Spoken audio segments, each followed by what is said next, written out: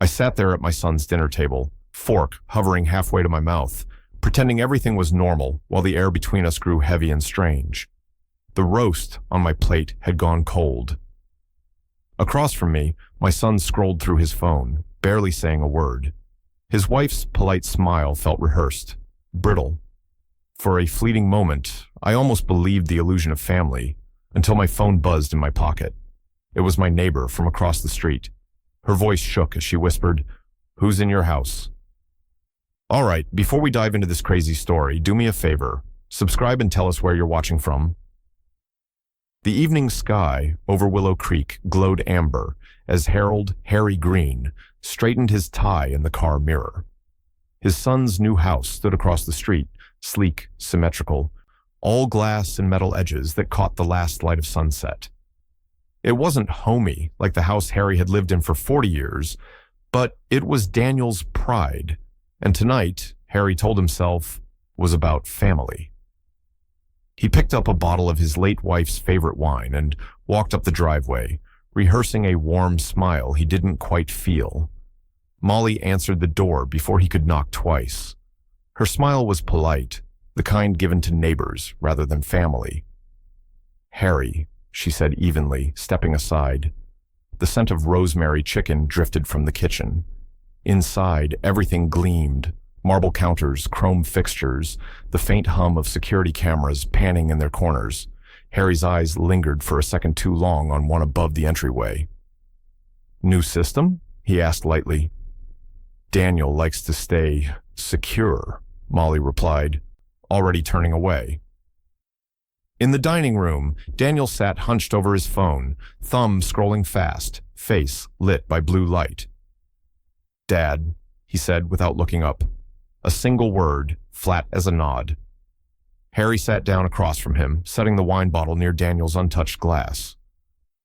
"Thought we could open that," he said gently. "Your mother used to—" "Yeah," Daniel cut in, "thanks."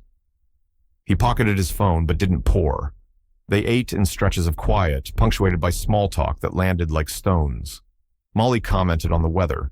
Daniel asked vaguely about Harry's blood pressure. Harry tried to recall lighter days, camping trips, Little League games, but each memory seemed to meet a wall. When Daniel finally looked up, it was only to remark, "You should think about selling that old place, Dad. Too much for you to maintain now." Harry smiled faintly. "That house isn't just walls and a roof. It's—" "I know," Daniel said, voice tight, "but times change." The words lingered like a draft through a cracked window. As dinner wore on, Harry's eyes kept drifting to the corners, small dark domes along the ceiling. "Those new locks?" he asked, noticing a keypad by the door that hadn't been there before. "Yeah," Daniel said, chewing.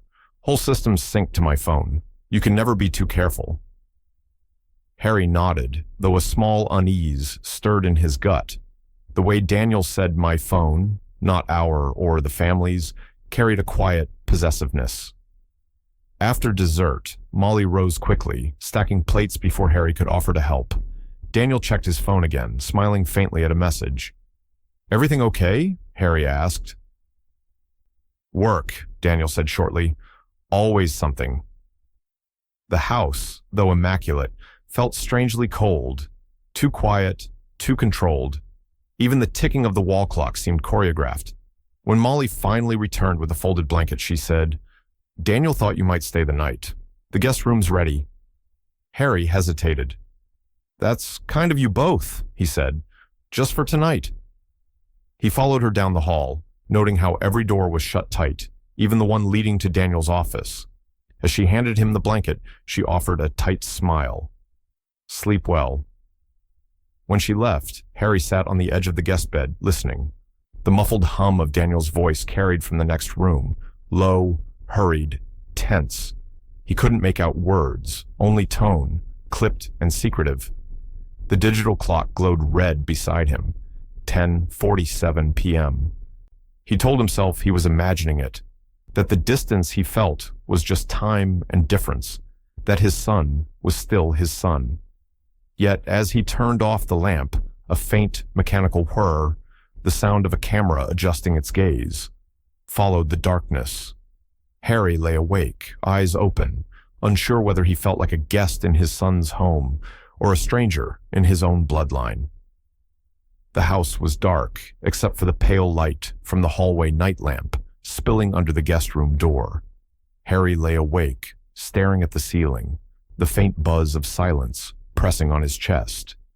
He could hear the quiet rhythm of Daniel's steps upstairs earlier, then nothing. The clock on the nightstand blinked 11:58 p.m. He turned over, trying to find sleep, when his phone vibrated on the nightstand, a soft, trembling buzz that startled him. The caller ID glowed, Mrs. Lawson. He frowned. His neighbor hadn't called this late in years. "Hello?" he whispered. "Harry," came her voice, barely audible. "I just drove by your old place. There are lights on inside." Harry sat up, his pulse kicking hard. "That can't be right, Margaret. I haven't been there in days." "I saw movement," she said quickly. "In the living room. Someone's in there." The words hit him like a cold wind. That house had been his life, his wife's memory stitched into every room. He swung his legs off the bed, fumbling for his shoes. "Stay home, Margaret," he said, voice tightening. "I'll go check." "Harry, don't," she began, but he'd already ended the call. He slipped quietly through the hallway. The house was silent, almost too still. Daniel and Molly's bedroom door was closed, no light beneath it. He paused, listening. Faint breathing, the hum of the thermostat. He thought about knocking, but something in him said no. He didn't want explanations. Not yet.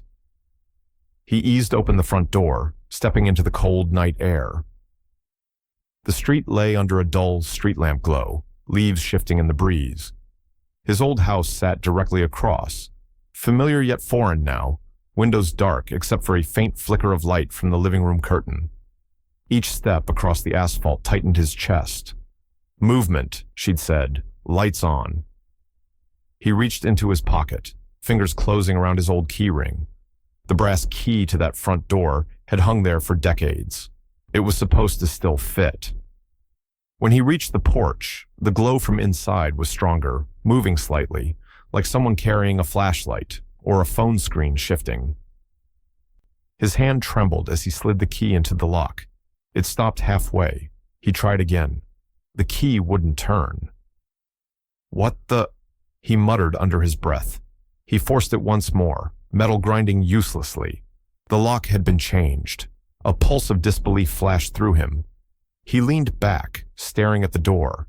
His door, the one he'd sanded and varnished himself 20 years ago. He remembered the sound of his wife's laughter, drifting from inside while he worked. Now, nothing but silence. He stepped down, peering through the window beside the porch. Curtains drawn halfway, just enough space to see through. His breath caught. There was movement inside. Two figures, shapes, silhouettes, shifting near the hallway. One bent to pick something up. The other stood still, tall and deliberate. It wasn't Daniel or Molly. The posture, the gestures, wrong. Harry's heartbeat roared in his ears. He knocked softly, then harder. No response. "Hello?" he called out, voice quivering. "Who's there?" Still nothing. The shadows stilled, then slipped out of sight toward the kitchen. For a moment, Harry just stood there on the porch, caught between rage and disbelief. He looked back toward Daniel's house, dark, still, no movement. If Daniel knew, he wasn't showing it. If he didn't, then who? The thought collapsed into a single, crushing realization. Someone else had the right to be inside now. Someone his son had given that right to. Harry's hand fell away from the door. His eyes burned as he stared through the glass again. The faint, mocking flicker of light dancing across walls that once belonged to him. Behind him, a sensor light snapped on, flooding the porch in harsh white. Across the street, Daniel's curtains fluttered slightly, as though someone had just moved them. Harry froze, the phone still clutched in his hand, the line to Mrs. Lawson open and silent. The night suddenly felt full of eyes, The front door across the street opened with the slow, deliberate click of a lock disengaging. Harry turned sharply. Daniel stepped out onto the porch, his expression composed, as if he had expected to find his father standing there in the middle of the night. The house light behind him spilled across the steps, illuminating Harry's stunned face. "Dad?" Daniel's tone was measured, almost patient. "What are you doing out here?" Harry's voice wavered, half fury, half disbelief. "What am I doing here? I should be asking you that. Who's in my house, Daniel?" Daniel's gaze flickered, just for a second before settling into practiced calm. "No one. We needed to secure the place. I told you the locks were old." "Secure it?" Harry took a step forward, jabbing a trembling finger toward the door. "I just saw people inside, moving around. You changed my locks without telling me." "It's fine," Daniel said quickly, a soothing tone that only made Harry's pulse spike higher. "Maintenance crew, insurance inspection. They needed access. You weren't answering your phone." Harry's eyes narrowed. "Insurance inspection at midnight." Daniel hesitated, then smiled tightly, like a parent indulging a child's tantrum. "There was a scheduling mix-up. It's under control." "Under control?" Harry's voice cracked with restrained rage. "You're lying to my face. My documents are in there. My wife's things. Our photographs. You had no right." The door opened wider behind Daniel, and Molly appeared in her robe, arms crossed. Her face was pale and composed, the kind of calm that felt practiced. "Harry, please," she said quietly. "You're making a scene. It's late. Let's not do this right now." Harry stared at her, stunned by the chill in her tone. "A scene? That's my home, Molly. My home." Daniel stepped down one stair, lowering his voice. "Dad, you gave me permission to handle the insurance issues. Remember? You signed the transfer documents." "I did no such thing." "Come on," Daniel said softly, almost pitying. "Maybe you don't remember." Something in those words, that deliberate suggestion of frailty, made Harry's stomach twist. He had heard that tone before, used on elderly clients, on patients too tired to fight bureaucracy. It wasn't concern. It was control. Harry's voice grew hoarse.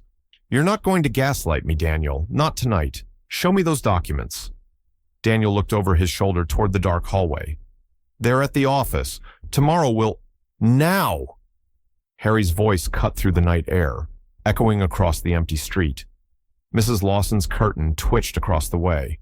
The wind picked up, dry leaves skittering along the curb. Molly stepped closer, her voice firmer now. "Harry, please. Daniel's only trying to help. You shouldn't be out here shouting in the dark. Come back inside before someone calls the police." Harry laughed once, bitterly. "You think I'm the one out of line? My key doesn't even fit that door anymore." Daniel sighed, rubbing his forehead. "You're overreacting. You can come by tomorrow. We'll straighten this out."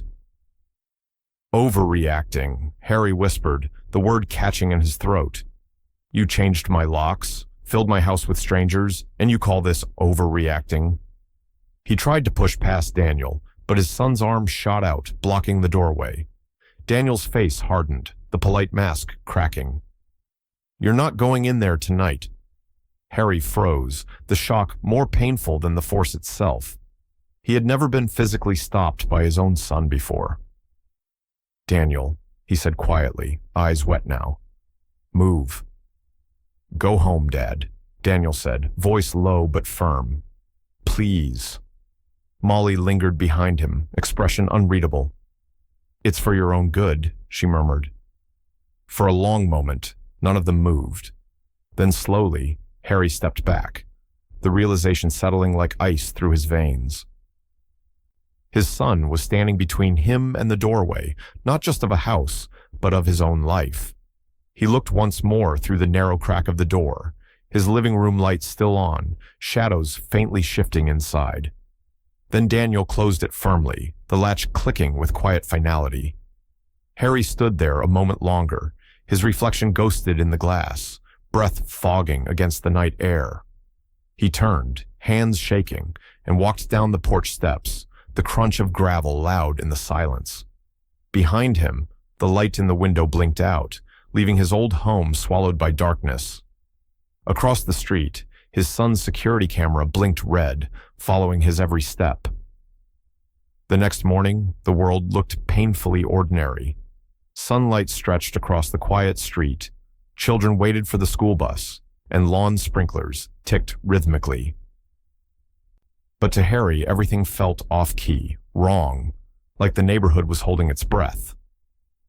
He crossed the street slowly toward his house, the weight of sleeplessness and disbelief dragging at his shoulders. The front yard looked immaculate, too immaculate. The flower beds his late wife had tended were freshly trimmed, the porch swept clean, and the blinds drawn tight. It didn't look lived in. It looked staged. He tried the new lock once more, the cold metal refusing him again. With each failed turn, something inside him frayed further. He didn't know what he expected. Maybe that Daniel would appear, apologize, explain everything as a misunderstanding. But the silence from inside was louder than any answer. Eventually, he walked around to the back porch. The small basement window, one he'd never gotten around to sealing, still opened with a bit of force. He squeezed through it, landing with a soft grunt on the dusty floor. When he straightened, his heart clenched. The basement was bare. The shelves where he'd kept his tools, his boxes of old photographs, his wife's garden supplies, all gone. The air smelled like fresh paint and detergent, sterile and hollow. He climbed the stairs, each step heavier than the last. The kitchen greeted him like a stranger's home. Empty counters, missing magnets from the fridge, no hum of the old clock on the wall. His fingers traced the faint outline where family photos had hung, a pale rectangle surrounded by slightly darker paint. Upstairs, the bedroom door stood open. The closet was half empty, drawers pulled out and cleaned. His wife's jewelry box, the small cherry wood one he'd carved for their 10th anniversary, was missing. He felt the sting in his eyes before the thought could form. She's gone again. He took her away again. Harry sank onto the edge of the stripped bed, the springs groaning beneath him. For a moment, he couldn't breathe. The memories pressed in. Sunday mornings with coffee and laughter, the sound of his wife's footsteps on the hallway rug, her voice calling him for dinner. Now only echo and dust. Outside, he caught movement through the window. Mrs. Lawson was standing on her porch across the street, pretending to sweep, but her eyes flicked toward him again and again. 2 more neighbors lingered by their mailboxes, whispering. Harry turned away quickly, humiliation cutting deep. The whispers felt like judgment, or worse, pity. Footsteps echoed downstairs. His heart jumped, but it wasn't Daniel. "Dad?" Rebecca's voice floated up the stairwell. Harry exhaled, relief and grief colliding. She appeared at the doorway, face pale, hair hastily tied back. "What happened?" she whispered, scanning the gutted room. "He emptied it," Harry said hoarsely. "All of it, every piece of her." Rebecca moved closer, her expression hardening as the truth sank in. "He changed the locks behind your back," she said quietly. "I checked the property record. He filed something with your name on it." Harry looked up at her, eyes rimmed red. He had no right. "I know," she said, voice trembling but firm. "We'll fix it, Dad. We'll fix this." But her promise hung in the air, fragile as the dust motes drifting through the sunlight. Harry stood and looked around one last time. The walls, the floors, the hollow corners where life used to live. It didn't feel like home anymore. It felt like a museum of what had been stolen. Outside, a car door slammed, sharp, deliberate, too close. Harry moved to the window, and his expression hardened. Daniel's black SUV sat idling at the curb. The father and the son locked eyes across the distance, one filled with disbelief, the other unreadable. And in that unspoken moment, Harry understood. This was only the beginning of the war for what was his. The wind had turned colder by the time Rebecca pulled her old Subaru into the driveway. Harry sat in the passenger seat, silent, his hands clasped tightly in his lap. The ride from his empty house had been wordless, except for Rebecca's soft murmur. "You can stay with me for a while." He hadn't answered then. He didn't now. Her house was modest, tucked behind an old maple tree that leaned toward the street like a weary sentinel. Inside, the place smelled faintly of coffee and laundry detergent, warm but small, too small for the silence Harry carried with him. Rebecca led him down the short hallway to a spare room that barely fit a single bed, a desk, and a bookshelf stacked with her nursing manuals. "I know it's not much," she said, setting his bag down gently. "But it's yours, as long as you need." Harry stood in the doorway, looking around. The room was neat, welcoming even, but he could still feel the weight of his empty home pressing at the edges of his mind, the hollow walls, the stripped shelves. "It's more than enough," he said quietly. "Thank you." Rebecca offered a sad smile. "You should have let me call the police today." "No," Harry said, firm but weary. "Not yet. I'm not sleeping in a motel. I won't be treated like some lost old man waiting for someone to pity him." She wanted to argue, but the look on his face stopped her. "Okay," she said softly. "Then rest. Please." He nodded, sitting slowly on the edge of the bed. When she left and closed the door, the quiet settled like dust. The small lamp cast a golden pool of light on the wall. He stared at it for a long time, eyes unfocused. Every muscle in his body ached, not from the day's struggle, but from the breaking of something deeper, something sacred. He tried to sleep, but the dark brought memory with it. In his mind, he was back 35 years ago, standing in the half-built frame of his house. His hands were calloused, younger, holding a hammer slick with sweat. His wife, Evelyn, stood in the doorway of what would become their kitchen, smiling at him, that proud, patient smile he'd fallen in love with when they were barely out of college. "We're really doing it, Harry," she had said, "our forever home." He could still hear her laugh echoing through the rafters as the wind caught her hair. That same sound used to live in every wall, in every photograph, in every heartbeat of that house. Now, Daniel's cold shadow had replaced it. Harry turned in the bed, his throat tight. He could almost smell the sawdust and the evening rain from that day, feel the warmth of Evelyn's hand against his. "I built that home," he whispered into the darkness. "With my hands, with my life." Sleep came in brief fragments, flickers of past and present, the sound of Daniel's voice, the sharp sting of betrayal that refused to fade. When dawn's gray light slipped through the blinds, Harry sat up, exhausted but clear-eyed. Something inside him had settled overnight, not peace, but resolve, the kind that came from knowing there was no turning back. Rebecca was already in the kitchen, pouring coffee when he walked in. She studied his face. "You didn't sleep." He shook his head. "I don't need sleep right now." "Dad," she said carefully, "you need to be careful. He's changed. Daniel isn't the same person anymore." Harry met her gaze, his voice low but steady. "Maybe not, but neither am I." She hesitated, seeing the steel behind his exhaustion. "What are you going to do?" Harry looked past her, toward the window, where the outline of his old house sat visible through the trees. "What I should have done from the start," he said quietly. "I'm going to take back what's mine." Rebecca said nothing. The coffee steamed between them, and the silence stretched. Then Harry added, more to himself than her, "I will not be erased." And for the first time in days, he almost believed it. The waiting room smelled faintly of stale coffee and legal paper, a mixture that carried both hope and dread. Harry sat stiffly in the chair outside Attorney Collins's office, his hands folded, eyes fixed on the framed degrees lining the hallway. Each one gleamed under fluorescent light, a quiet reminder that justice came with procedure and patience, two things he was running out of. When Collins finally appeared, The man looked exactly as Harry had expected. Mid-50s, gray at the temples, sharp eyes behind modest glasses. He offered a polite handshake in a firm tone. "Mr. Green," he said. "Come in. Rebecca told me you've had an unusual week." Harry followed him into the office, where thick folders and legal pads covered every inch of the desk. Collins motioned for him to sit. "Let's start from the top," he said, adjusting his glasses. "Your son filed something called an emergency maintenance claim with the county property office 3 days ago.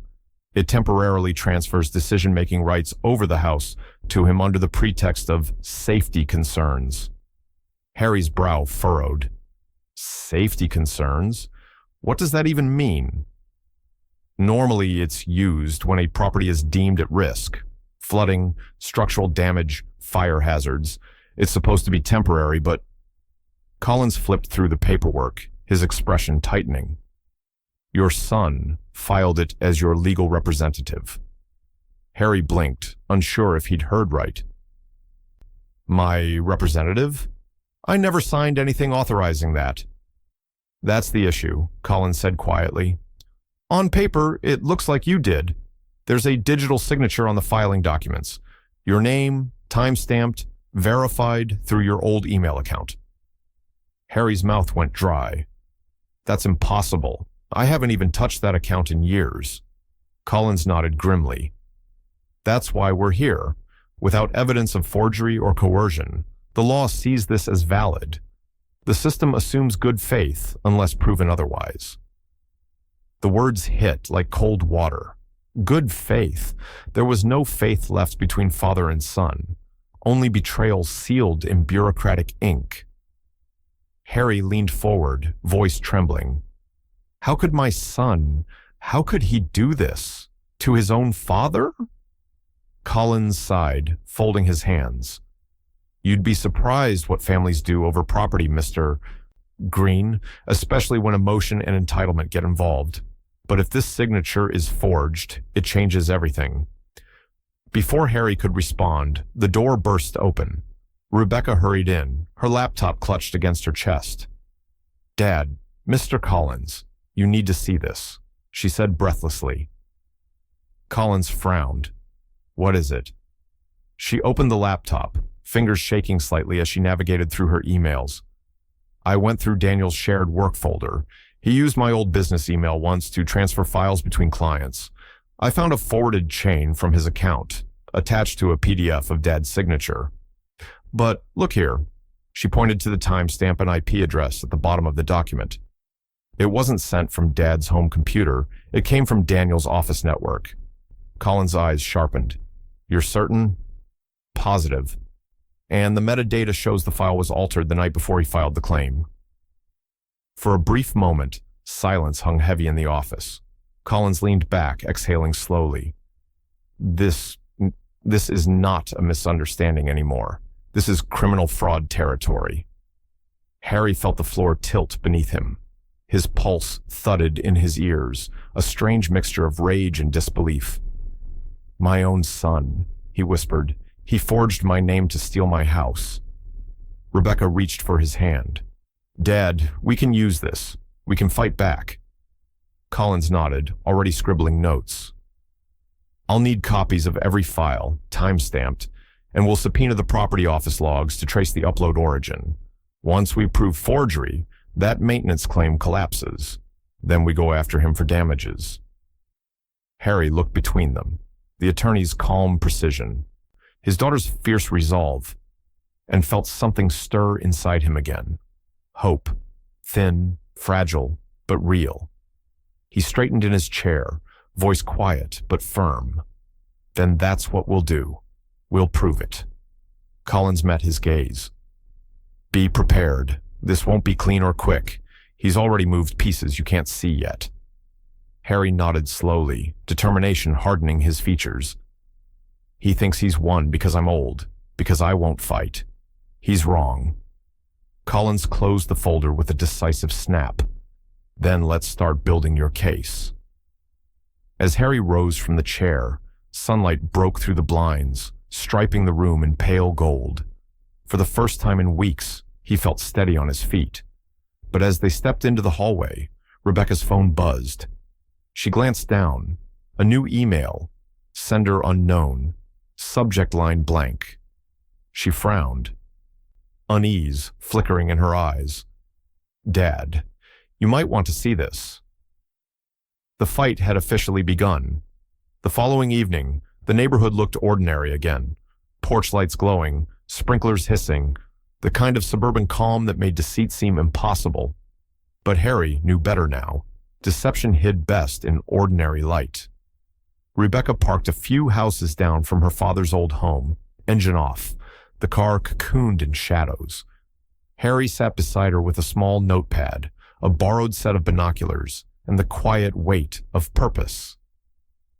"This is insane," Rebecca whispered, peering through the windshield. "I can't believe we're doing this." Harry didn't look up. "Your brother forged my name and emptied my home. Insane already happened." The silence that followed was filled with the low hum of streetlights and the distant bark of a dog. Across the street, his house, sat under the pale spill of the porch lamp. From this distance, it looked peaceful, but Harry's instincts prickled. He could feel movement behind those drawn curtains. He adjusted the binoculars, his breath fogging slightly on the glass. Then he saw it. Daniel's silver SUV parked just beyond the driveway.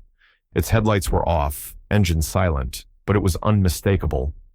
Rebecca noticed his expression shift. "What is it?" "His car," Harry said quietly. "He's here." For a moment, they both watched in stillness. Then, like clockwork, two men appeared from the side gate, hauling boxes under dim light. One wore a maintenance jacket. The other carried what looked like a toolbox. "Workers?" Rebecca said. "Not at this hour," Harry muttered. He pulled out his phone, switching to the video camera. "Time-stamped, 10:47 p.m. They're moving something." Rebecca steadied his hand as he zoomed in, catching the faint reflection of the men's faces in the porch glass. Then another shape emerged from the doorway. A woman in a long coat, her blonde hair pulled into a bun. Molly. Harry's grip tightened on the phone. She was giving them instructions, pointing toward the hallway, his wife's old art room. "She's supervising," he whispered. "My God, she's helping him." Rebecca swallowed hard. "What are they doing in there?" Harry's voice was thin, clipped. "Whatever they want, because they think I'm finished." The phone screen caught the faint glint of light, metal scraping. One of the men carried out a framed photograph and set it in the trunk of Daniel's SUV. Harry's stomach twisted. It was the portrait of his wedding day, Evelyn's smile, his arm around her shoulders. "Rebecca," he said softly, "that's your mother." Rebecca reached over, her hand gripping his wrist. "We've got it recorded, every second." They sat in tense silence for several minutes, capturing footage as the workers came and went, boxes disappearing one by one into the SUV. Molly stood in the doorway until the last man shut the trunk. Then, with a brief look over her shoulder, she flicked off the porch light and went back inside. When the darkness swallowed the house again, Rebecca exhaled shakily. "We can't keep this on your phone. If Daniel finds out..." "I know." Harry's mind was already turning. "We'll back it up. Hidden drive. Something off-site." Back at Rebecca's house, the footage played on her laptop screen in sickening clarity. Each movement, each shadow, time-stamped and undeniable. The sound of tires on gravel, Molly's outline, the steady removal of a life's worth of memories, all preserved in digital silence. Harry sat forward, jaw tight. "You see that? He wasn't reacting to anything. He planned it. All of it." Rebecca nodded slowly, the realization sinking in. This wasn't a mistake. It's premeditated. Harry's voice dropped to a growl. "He wanted me gone before I could fight back. He's rewriting the story of my life while I'm still breathing." She reached out, closing the laptop lid. "Then we make sure he doesn't get to finish it." Outside, through the small kitchen window, Harry caught a flicker of motion. A car slowly rolling down the street, headlights dimmed, pausing in front of Rebecca's house before continuing on. He stared after it, unease threading through his chest. The fight for truth had begun, and already the shadows were watching back. By the end of the week, the neighborhood had turned into a whispering field. The same people who once waved from their driveways now lowered their voices when Harry passed. Conversations stopped mid-sentence. Curtains shifted. Smiles were replaced with sympathetic looks that stung more than open cruelty. It started with Mrs. Lawson, though not out of malice. Gossip rarely does. She meant well, or so she told herself when she told Mr. Wu that old Mr. Green hasn't lived there in days. Within hours, the story twisted its way down the block, that Harry had moved out voluntarily, that he'd handed the house to Daniel for safekeeping, that maybe his health wasn't what it used to be. Harry overheard the first whisper outside the bakery, two neighbors leaning close over coffee. "He's better off not living alone," one said. "Daniel's just helping." "Helping?" Harry muttered under his breath as he passed. The words dug like thorns. By the weekend, the narrative had solidified. Daniel's version. He told everyone that his father had asked him to look after the property, that it was all part of a transition plan. He framed himself as the responsible son, taking care of a confused old man who'd lost touch with the details, and people believed him. Rebecca stormed into Harry's temporary room one morning, her phone in hand, cheeks flushed. "You've seen this?" she demanded, tossing it onto the table. A post on the local community page read, "Daniel Green steps up for aging father's safety." Below it, dozens of comments, polite approval, shallow sympathy, and a few sharp jabs at Harry's supposed stubbornness. Harry read it twice, then set the phone down carefully. "He's controlling the story," he said. "He's lying," Rebecca snapped, "and everyone's swallowing it whole." Harry rubbed the bridge of his nose. "They want to believe him. It's easier than believing a son would do something like this." Rebecca's voice shook. "They think you gave him the house, Dad. They think you're too old to handle your affairs." He looked at her then, eyes steady. "Let them think what they want. Truth doesn't need their permission."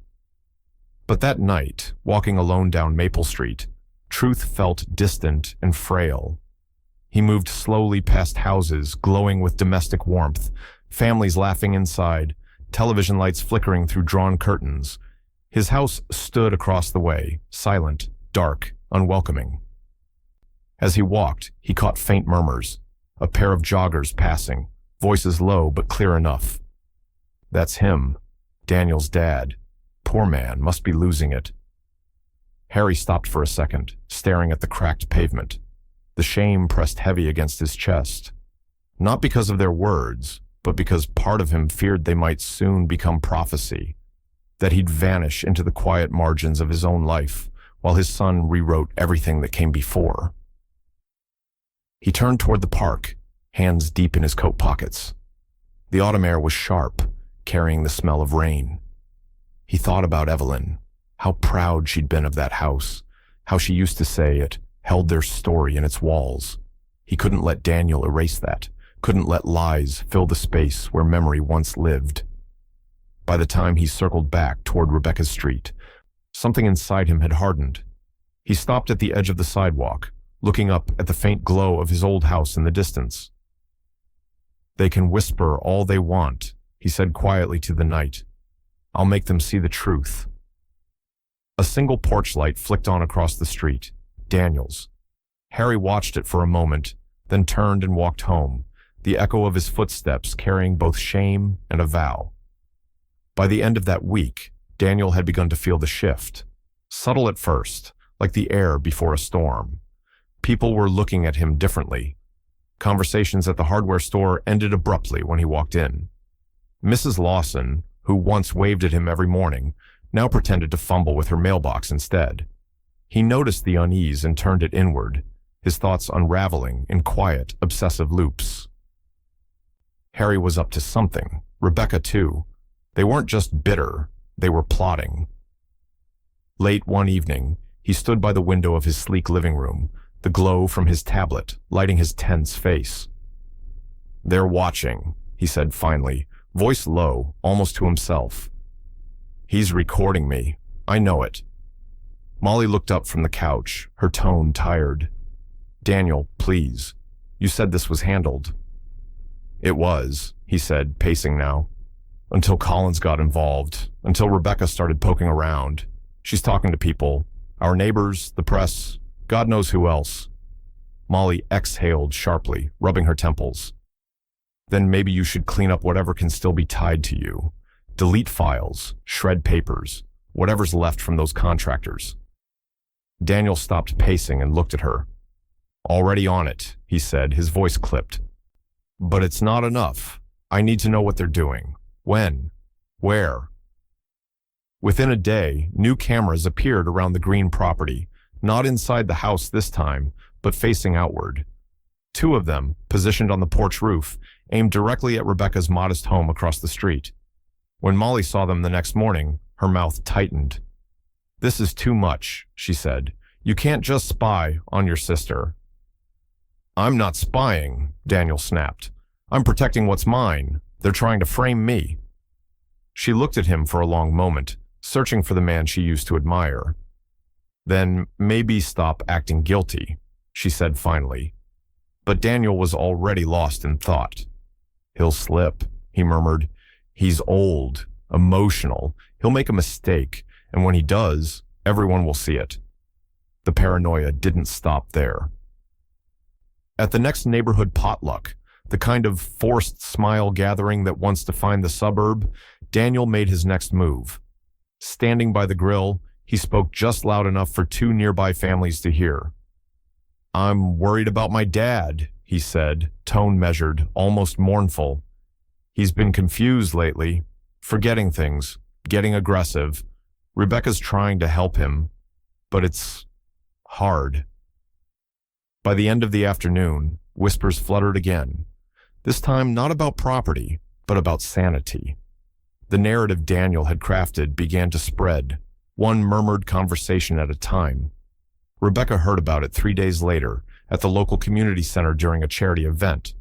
She caught two women whispering in the hallway. "They say he thinks people are breaking into his house every night. Poor man. Maybe it's early dementia." Rebecca's breath caught, fury igniting like a struck match. She marched straight across the room to where Daniel was shaking hands with a city councilman. "What are you telling people?" she hissed. Daniel's smile didn't falter. "Just the truth. Dad's not well." Her eyes burned. "You're poisoning him to everyone who will listen." "Or maybe," he said quietly, leaning closer, "I'm protecting our family from embarrassment." Rebecca's hand twitched, and for a heartbeat, the room seemed to freeze. The soft murmur of conversations faded, replaced by the hum of tension too heavy to ignore. She stepped back, voice shaking with fury. "You won't get away with this." Daniel's expression didn't change. "You should go, Rebecca. People are watching." Her face flushed red, not from shame, but from the realization that he was right. Everyone was watching, and too many of them already believed him. She stormed out of the hall, her footsteps echoing hard against the tile floor. Outside, under the fading light, she saw one of Daniel's new cameras glinting from his roofline. A silent, mechanical eye pointed right at her. Inside the house across the street, Daniel stood at his window again, watching her go. The corner of his mouth twitched. If his father and sister wanted a war, he thought, he was done playing defense. The clinic smelled faintly of antiseptic and stale coffee. Harry sat on the examination table, his coat folded neatly beside him, the paper beneath him crackling each time he shifted. The blood pressure cuff tightened around his arm with mechanical precision, a small pressure that felt symbolic of everything else closing in on him. Dr. Green, a calm, sharp-eyed man in his early 50s, studied the numbers on the monitor, his brow furrowed. "Your blood pressure's high, Harry. Again." Harry forced a thin smile. "That's what happens when you've got a son trying to erase you." The doctor didn't smile back. He scribbled something in his chart, then turned. I'm serious. Your heart's under strain. You've lost weight, and your pulse is erratic. How long have you been feeling this pressure? Harry shrugged. A few weeks, maybe months. It doesn't matter. I've got things to handle. It matters, Dr. Green said, voice firm. You're 72, Harry. This kind of stress can... Don't say it, Harry interrupted, his tone sharper than intended. I know what you're about to say, but I can't stop now. Not when he's doing this to me. The doctor sighed and leaned against the counter. You're not in a race. You're in a war of attrition, and wars like that, they don't care about pride. They take from both sides. Harry looked down at his hands, rough, trembling slightly, and for a moment he saw them as the doctor did, fragile, worn, human. But then he remembered Daniel's signature forged on that document, remembered Molly's shadow crossing his living room floor, remembered the whispers from neighbors who had turned him into a ghost before he was gone. I can't fold now, he said quietly. If I stop, I lose everything that meant anything to me. Dr. Green placed the chart down gently. Then at least promise me you'll rest. Eat. Check your pressure daily. Stress doesn't make you strong, Harry. It breaks you. Harry nodded absently, already halfway out of the conversation. When he stepped into the hallway, Rebecca was waiting, her phone clutched tight in her hand. She searched his face immediately. What did he say? That I'm still alive, Harry replied dryly. Dad. Her tone wasn't playful. Don't joke. What did he really say? He hesitated, then sighed. He said I should slow down. Rebecca's shoulders softened in relief, but her voice stayed firm. Then please do it. Let me handle the next few steps. I can talk to Collins, deal with the paperwork, whatever you need. No. Harry's interruption was calm, but absolute. You've already done enough. This is my fight. Your fight is killing you, she said, eyes welling with frustration. He's not worth your health. Harry turned to her then, his expression both weary and unshakable. It's not about him. It's about what he took. Your mother and I built that house with our own hands. Every plank, every nail, every wall. She said it would stand as long as our love did. Rebecca's face softened. Mom's words won't fix what's happening now. No, Harry said, his voice lowering, steadier now. But they'll remind me why I can't give up. She used to tell me, home is your heart, Harry. Protect it, or you'll lose both. He looked out the clinic window, the faint gray drizzle coating the street outside, and something in his posture shifted. He no longer looked like a frail old man being worn down by conflict, but like someone quietly sharpening his resolve. I'll rest, he said, almost to himself. When it's over. Rebecca opened her mouth to argue, but stopped. The look in his eyes told her she couldn't reach him, not yet. As they walked toward the parking lot, she slipped her arm through his, supporting him even as he tried to hide the faint tremor in his step. Promise me you'll be careful, she whispered. Harry gave her hand a gentle squeeze, a faint smile tugging at his lips. Careful, yes, he said, but not afraid.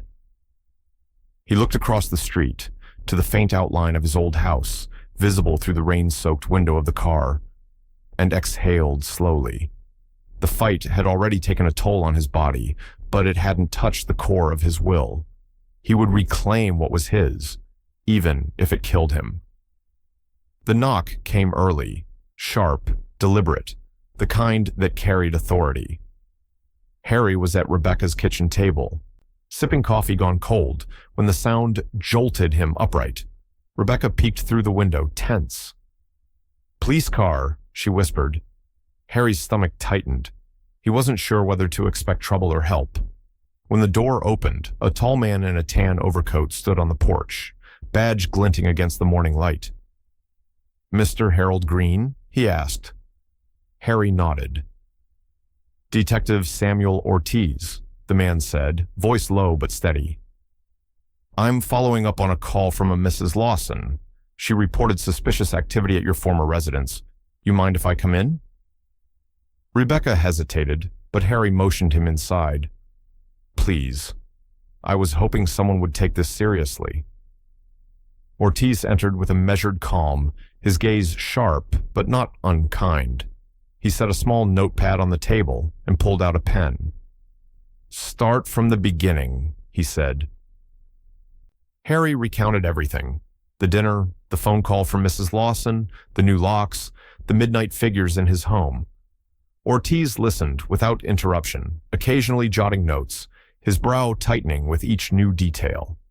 When Harry finished, Ortiz leaned back, rubbing his chin. That's a hell of a story, he said finally. Your son's the one occupying the house now? Harry nodded. He says it's temporary. Maintenance work, he called it. But I've got proof it's more than that. Rebecca slid her laptop across the table, the hidden footage cued and ready. Ortiz leaned forward as the grainy night video played. Daniel's SUV, the workers hauling boxes, Molly supervising in the doorway. Ortiz's expression shifted, professional skepticism giving way to something more alert. When was this taken? Last week, Harry said. Timestamps on the file. The detective watched a few more seconds, then paused the video on Molly's face. That's your daughter-in-law? Yes, Harry replied, voice flat. She was supposed to be at home that night. Ortiz exhaled slowly, the sound half whistle, half sigh. You understand what this looks like. If the property's legally under your son's name right now, and he's claiming maintenance, the police can't just walk in. Not yet. Harry's eyes darkened. So he gets to steal my life while you watch from the sidewalk? Ortiz met his gaze. That's not what I'm saying. What you're describing could fall under trespass or even fraud, but it depends on paperwork, ownership, authorization, chain of custody. I need to verify all that before I can move. Rebecca leaned forward, frustrated.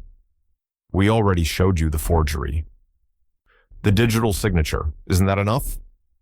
Not by itself, Ortiz said carefully. Digital evidence can be disputed. Your brother's attorney could claim clerical error, consent, misunderstanding. To get this into motion, I'd need a pattern. Proof of intent. Harry looked down at his hands, veins visible under thin skin. Intent, he muttered. You want intent? He's been rewriting my life for weeks. That's all the intent I need. Ortiz's tone softened slightly. I don't doubt what you're feeling, Mr. Green. I've seen this before. Family turning on family over money, houses, pride. But if I push too soon, the case collapses. You'll get labeled as the bitter old man stirring trouble. Rebecca opened her mouth to argue, but Harry raised a hand. Then don't push too soon, he said. Push quietly. Ortiz studied him for a moment. Something in Harry's voice, the steadiness, the refusal to sound defeated, made him reconsider. What exactly are you asking me to do? Look, Harry said. Look deeper. Check the paperwork, the contractors, the permits. If he forged one document, there'll be others. Ortiz was silent for a long time, then nodded slowly. All right. I'll run a quiet inquiry. No official file yet. No statements. If there's anything solid, I'll find it. But you need to be careful. If your son figures out I'm looking, he could bury evidence fast. Rebecca exhaled in relief, tension finally easing from her shoulders. Thank you, Detective.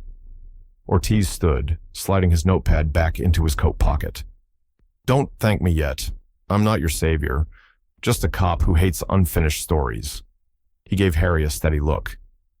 But between us, I think you're onto something real. Harry rose too, extending his hand. That's all I needed to hear. As Ortiz left, Harry watched the detective's car disappear down the quiet suburban street. The sound of the engine faded, replaced by the slow rustle of wind through bare trees. Rebecca looked at him, cautious hope flickering in her eyes. Do you trust him?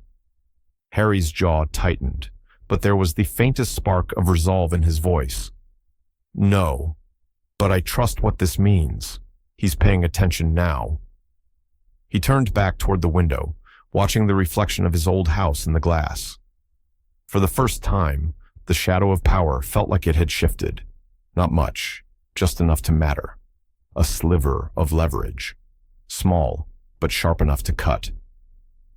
The next morning, Rebecca walked through the neighborhood with a clipboard tucked under her arm. A quiet determination replacing the fury that had once driven her. It wasn't about emotion anymore. It was about proof. She needed names, dates, details, the kind of evidence her father's lawyer could turn into ammunition. The first stop was Mrs. Lawson's house. The old woman opened the door wearing her usual cardigan and a look that mixed guilt with curiosity. "Oh, Rebecca," she said softly, "I was wondering when you'd come by." Rebecca managed a small, polite smile. "I just need to ask you a few questions, Mrs. Lawson. You mentioned you saw something unusual at my father's house." Miss Lawson's eyes darted up and down the street before she stepped aside. "Come in. People talk too much out there." Inside, the smell of chamomile tea filled the air. Rebecca sat on the floral couch while Mrs. Lawson fidgeted with her glasses. "It was maybe 2 nights after your father moved in with you," she began. "I was getting home from Bridge Club around 9:30. I saw Daniel's truck parked in the driveway and another van beside it. No logos, a few men unloading boxes." "Did you see Daniel himself?" Mrs. Lawson nodded. "Oh, yes. He was standing by the porch, talking to that wife of his. She had papers in her hand, looked like a list or something. He told one of the men, 'Start with the upstairs rooms.'" Rebecca's pen paused mid-note. "You're sure?" "I might be old, dear, but I'm not deaf or blind. I saw what I saw." Rebecca thanked her, took down the details, and moved on. Each house added another thread to the story. Mr. B. Wu next door described hearing hammering and furniture being dragged late at night. Another neighbor, Mrs. Young, recalled seeing strange trucks idling outside the house after midnight. Each account matched the next, small but precise, weaving a picture of quiet theft disguised as home improvement. By the time she returned to her car, Rebecca's clipboard was filled. She sat behind the wheel, breathing deeply, staring at her father's house across the street. For the first time in weeks, she felt something like strength creeping back in, the sense that truth, when collected carefully, had its own kind of gravity. That afternoon, she and Harry sat in Attorney Collins's office, the desk between them piled with notes, timestamps, and sworn statements. Collins flipped through the pages, nodding as he read. "This is good," he said finally. "Really good. The testimonies line up. The timeline is consistent." Harry leaned forward, his voice gravelly but steady. "So it'll hold up in court?" "It's a foundation," Collins replied. "Not a victory yet, but it's solid. I can file preliminary depositions next week." Harry exhaled, shoulders dropping for the first time in days. "Then do it." Rebecca watched him quietly. He looked older than she remembered. Not weak, but worn from the strain of holding himself together. Yet behind his tired eyes was a flicker of satisfaction. For the first time, his fight wasn't just emotional, it was tangible. As they left the office, Collins stopped them at the door. "One more thing," he said. "Your son, he'll hear about this soon. Word travels fast in small towns. Be prepared for him to react." He was right. By evening, Daniel already knew. He was in his home office when the first call came. A neighbor, casually mentioning that Rebecca had been asking questions. Daniel dismissed it at first, but when the second call came, and the third, his calm facade cracked. He shut the laptop hard enough to rattle the pens on his desk. "Molly," he called. She appeared in the doorway, phone in hand. "What now?" "She's collecting statements," Daniel said, pacing. "Dragging the neighbors into this circus. They're going to make me look like a criminal." Molly set the phone down, her voice even. Then maybe stop acting like one. He stopped mid-step, eyes narrowing. What's that supposed to mean? I'm saying, she said carefully, maybe you went too far. You could have talked to him, worked it out. Now it's all blowing up. Daniel's jaw clenched. You think I did this wrong? You think he deserves that house more than we do? Molly hesitated, just long enough for doubt to show. I think, she said quietly, your father's not as weak as you thought. The silence that followed was sharp enough to cut. Daniel turned toward the window, watching the dark street outside. Across the way, he could see the faint light of Rebecca's living room through the trees. If he wants a fight, he muttered, he'll get one. Later that night, Harry sat alone at the kitchen table, reviewing the typed statements. The house was quiet. Rebecca had gone to bed. Outside, the wind rustled the maple leaves against the window. Each page was a reminder that he wasn't imagining it, that the nightmare unfolding around him had witnesses, structure, truth. But he also knew Daniel, his pride, his ego, his growing panic. When a man like that felt cornered, he struck back. Harry gathered the papers into a neat pile, his hands trembling slightly but steadying by the last sheet. The foundation of his case was real now. The next move, though, would be Daniel's. And Harry knew, the more his son's mask cracked, the more dangerous he would become. The idea came from Collins, not out of vengeance, but strategy. If you're going to win this, the attorney had said, sliding a small black recorder across the table, you need more than witness statements. You need their voices admitting it. Harry stared at the device, no bigger than a matchbox, silent, unassuming. You're saying, plant this in my own house? Your former home, Collins corrected, tone deliberate. Legally complicated, yes. But if you place it somewhere you once had access to, and it captures conversation in common areas, it's admissible. Just don't get caught. That night, the weight of the plan sat heavy in Harry's hands as he parked a block away from his house. The recorder fit inside an old pen casing, small enough to hide, powerful enough to capture hours of audio. Rebecca waited in the car, pale with anxiety. Are you sure about this? She asked. Harry gave a faint, wry smile. Your mother used to say, a man who builds something with his hands should never have to steal it back. But sometimes you do what you must. He crossed the street slowly, sticking to the shadows. The side gate was still broken from years ago. Daniel had never fixed it. Harry slipped inside, the night air cool and quiet, except for the hum of a distant street lamp. Through the kitchen window, he saw the faint glow of a lamp in the living room. The place looked sterile now, lifeless, but he still knew every inch of it, every creak in the floorboards, every nail he'd driven in himself. He placed the recorder under the old mantel clock, its faint hum easily masking the device's presence. It felt like leaving behind a piece of himself, not out of nostalgia, but as witness, as truth. 3 nights passed before the first recording came in. Rebecca downloaded it onto her laptop, and they listened together at Collins' office. The faint static gave way to Daniel's voice, confident, sharp, unmistakably in control. Move that into the garage, Daniel was saying, and anything in the upstairs bedroom, trash it. He's never coming back. Harry's hand twitched, knuckles whitening around the edge of the table. Then Molly's voice, distant but clear. Are you sure we should be doing this? He'll notice the missing files. Not if you delete them, Daniel replied. Insurance forms, deed copies, all of it. If he wants proof, let him chase ghosts. The words struck like a hammer. Even Collins looked shaken. Rebecca covered her mouth, her eyes welling with tears. He's laughing while erasing your life, she whispered. Harry couldn't speak. The sound of Daniel chuckling through the speakers made his stomach twist. It wasn't just arrogance, it was contempt.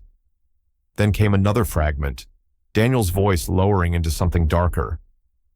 You know what I realized, Moll. When he's gone, I won't even have to sell the house. I'll just remodel it. Make it mine." Molly hesitated before answering, her voice breaking slightly. "He's your father, Daniel." "Not anymore," Daniel said. "He's just an old man who doesn't know when to quit." Harry reached out and stopped the playback. The room went silent, except for the low buzz of the ceiling light. Collins leaned forward, his tone grave. "This is what we needed. Their intent, their conspiracy, everything.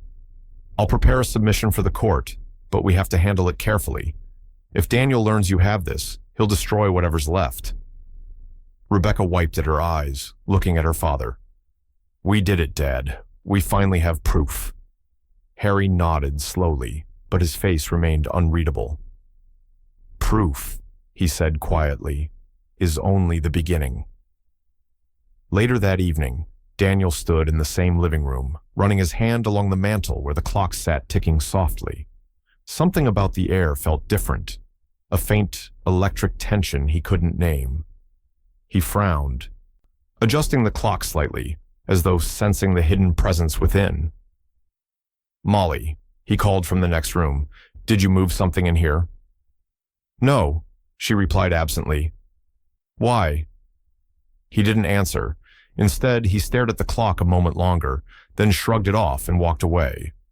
But as he did, the recorder, silent, patient, captured the faint scrape of his shoes against the floor, the breath of a man who suddenly felt watched. Across the street, Harry sat by the window of Rebecca's house, gazing at the faint light spilling through his old living room curtains. He couldn't see Daniel, but he could feel the unease settling over him.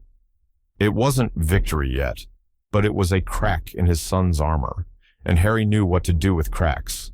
The storm was coming, and this time, Daniel wouldn't see it until it was too late. It was mid-morning when Harry walked into the front lobby of Green Developments, Daniel's business headquarters, a sleek, glass-walled building that stood in cold contrast to the warmth of the home his son had stolen. The receptionist looked up, startled, her fingers hovering over the keyboard. "Can I help you, sir?" Harry adjusted his coat, his voice even but firm. "You can tell Daniel Green his father's here to see him." Her eyes flickered with recognition, then uncertainty. I'm not sure if Mr. Green—" "I'll wait," Harry said, walking past her desk before she could protest. The air inside was sterile, filled with the hum of printers and faint murmurs from behind closed doors.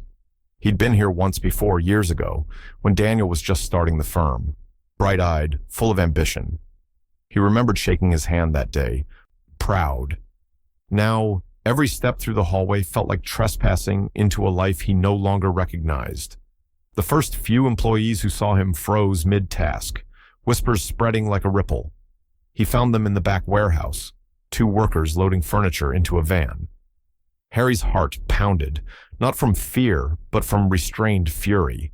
He stepped closer. "Excuse me," he said, voice measured but taut. "Were you the ones who cleared out my home?" The younger of the two, a man in his 20s, looked confused. "Sir, Harry cut him off. "Don't lie to me, I've seen you. You carried my wife's boxes, my photographs, out of that house like garbage. You did it under Daniel's orders, didn't you?" The man's face drained of color. "Mr. Green said the items were being relocated for safety. We were told it was authorized." Harry took another step forward, eyes burning. "Authorized by who? By the man who forged my name?" The second worker, older, shifted uneasily. "We just follow instructions, sir." Harry's jaw tightened. "Then tell me where my things are." The younger worker glanced nervously toward the office hallway. "I can't." Harry's tone rose, the calm veneer cracking. "Where are they?" Finally, the older man muttered, "Storage unit off County Road 12. He said not to mention it." Before Harry could respond, a familiar voice sliced through the tension. "Dad." He turned. Daniel stood in the doorway, immaculate in his tailored suit, expression unreadable. Behind him, Molly hovered, clutching a clipboard like a shield. "What are you doing here?" Daniel asked, voice low, dangerous. Harry faced him squarely. "I came for the truth, for once." Daniel exhaled sharply, feigning patience. "You shouldn't be here. This is my office." "Your office," Harry said quietly. "Your house, my life, all taken by the same hand." Molly stepped forward, her tone rehearsed and polite. "Harry, this isn't the place for—" "Don't," Harry snapped, his glare cutting through her words. "You were there, the night those men emptied my home. You supervised it." Her mouth opened, then closed. Her silence was an admission all its own. Daniel's calm began to slip. "You think marching in here is going to change anything? You've embarrassed yourself enough already. You're a ghost now, Dad. You don't exist on paper anymore. Everything you owned, everything you built, belongs to me." The words hit like a slap, but Harry didn't flinch. Instead, he took a slow breath, his voice quiet, but edged with steel. "Then maybe you should look closer, Daniel. Because ghosts have a way of haunting the men who bury them." Daniel sneered. "Don't start with your melodrama. You should have stayed out of this." Harry's expression softened, but the pain behind it was raw. "I taught you how to build walls, son. You've just spent your life hiding behind them." For a moment, silence stretched between them, father and son, the air thick with all the years between love and betrayal. Then the sound of footsteps broke the stillness. 2 police officers appeared in the doorway, drawn by the raised voices. The receptionist must have called them. "Everything all right here?" one asked. Daniel straightened, quickly masking his irritation with a polished smile. "Perfectly fine, officers. Just a family disagreement." Harry met the officer's eyes, then glanced back at Daniel. "That's one way to put it," he said softly. "Sir, we're going to have to ask you to leave," one of the officers said gently. Harry nodded, his tone composed. "I was just leaving." He turned back to Daniel one last time, eyes steady. "Your lies built these walls," he said, "but they won't hold forever." For a heartbeat, Daniel's mask cracked, a flicker of uncertainty behind his cold confidence, but he recovered quickly, crossing his arms. "We'll see." As Harry walked past the officers toward the exit, every employee in the office watched in silence. Some avoided his gaze, others looked down, uncomfortable. Harry didn't blame them.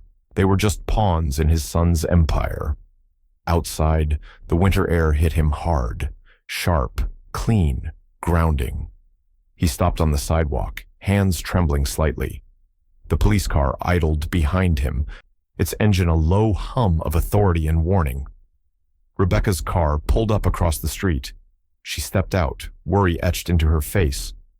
"Dad, what happened?" Harry looked back once through the office window, where Daniel stood staring down from above, framed by the cold glass of his own fortress. "He showed me who he really is," Harry said quietly. "Now the world will see it too." He turned toward Rebecca, his voice low but certain. "It's time to bring the truth to light." Behind him, Daniel closed the blinds, but not before Harry caught the flicker of fear in his son's eyes. The war between them was no longer private. It was about to go public. The town's annual charity gala was supposed to be civilized, a night of polite smiles, champagne glasses, and polished small talk. But when Rebecca walked into the venue that evening, her purpose wasn't polite. She wasn't there for small talk. She was there for truth.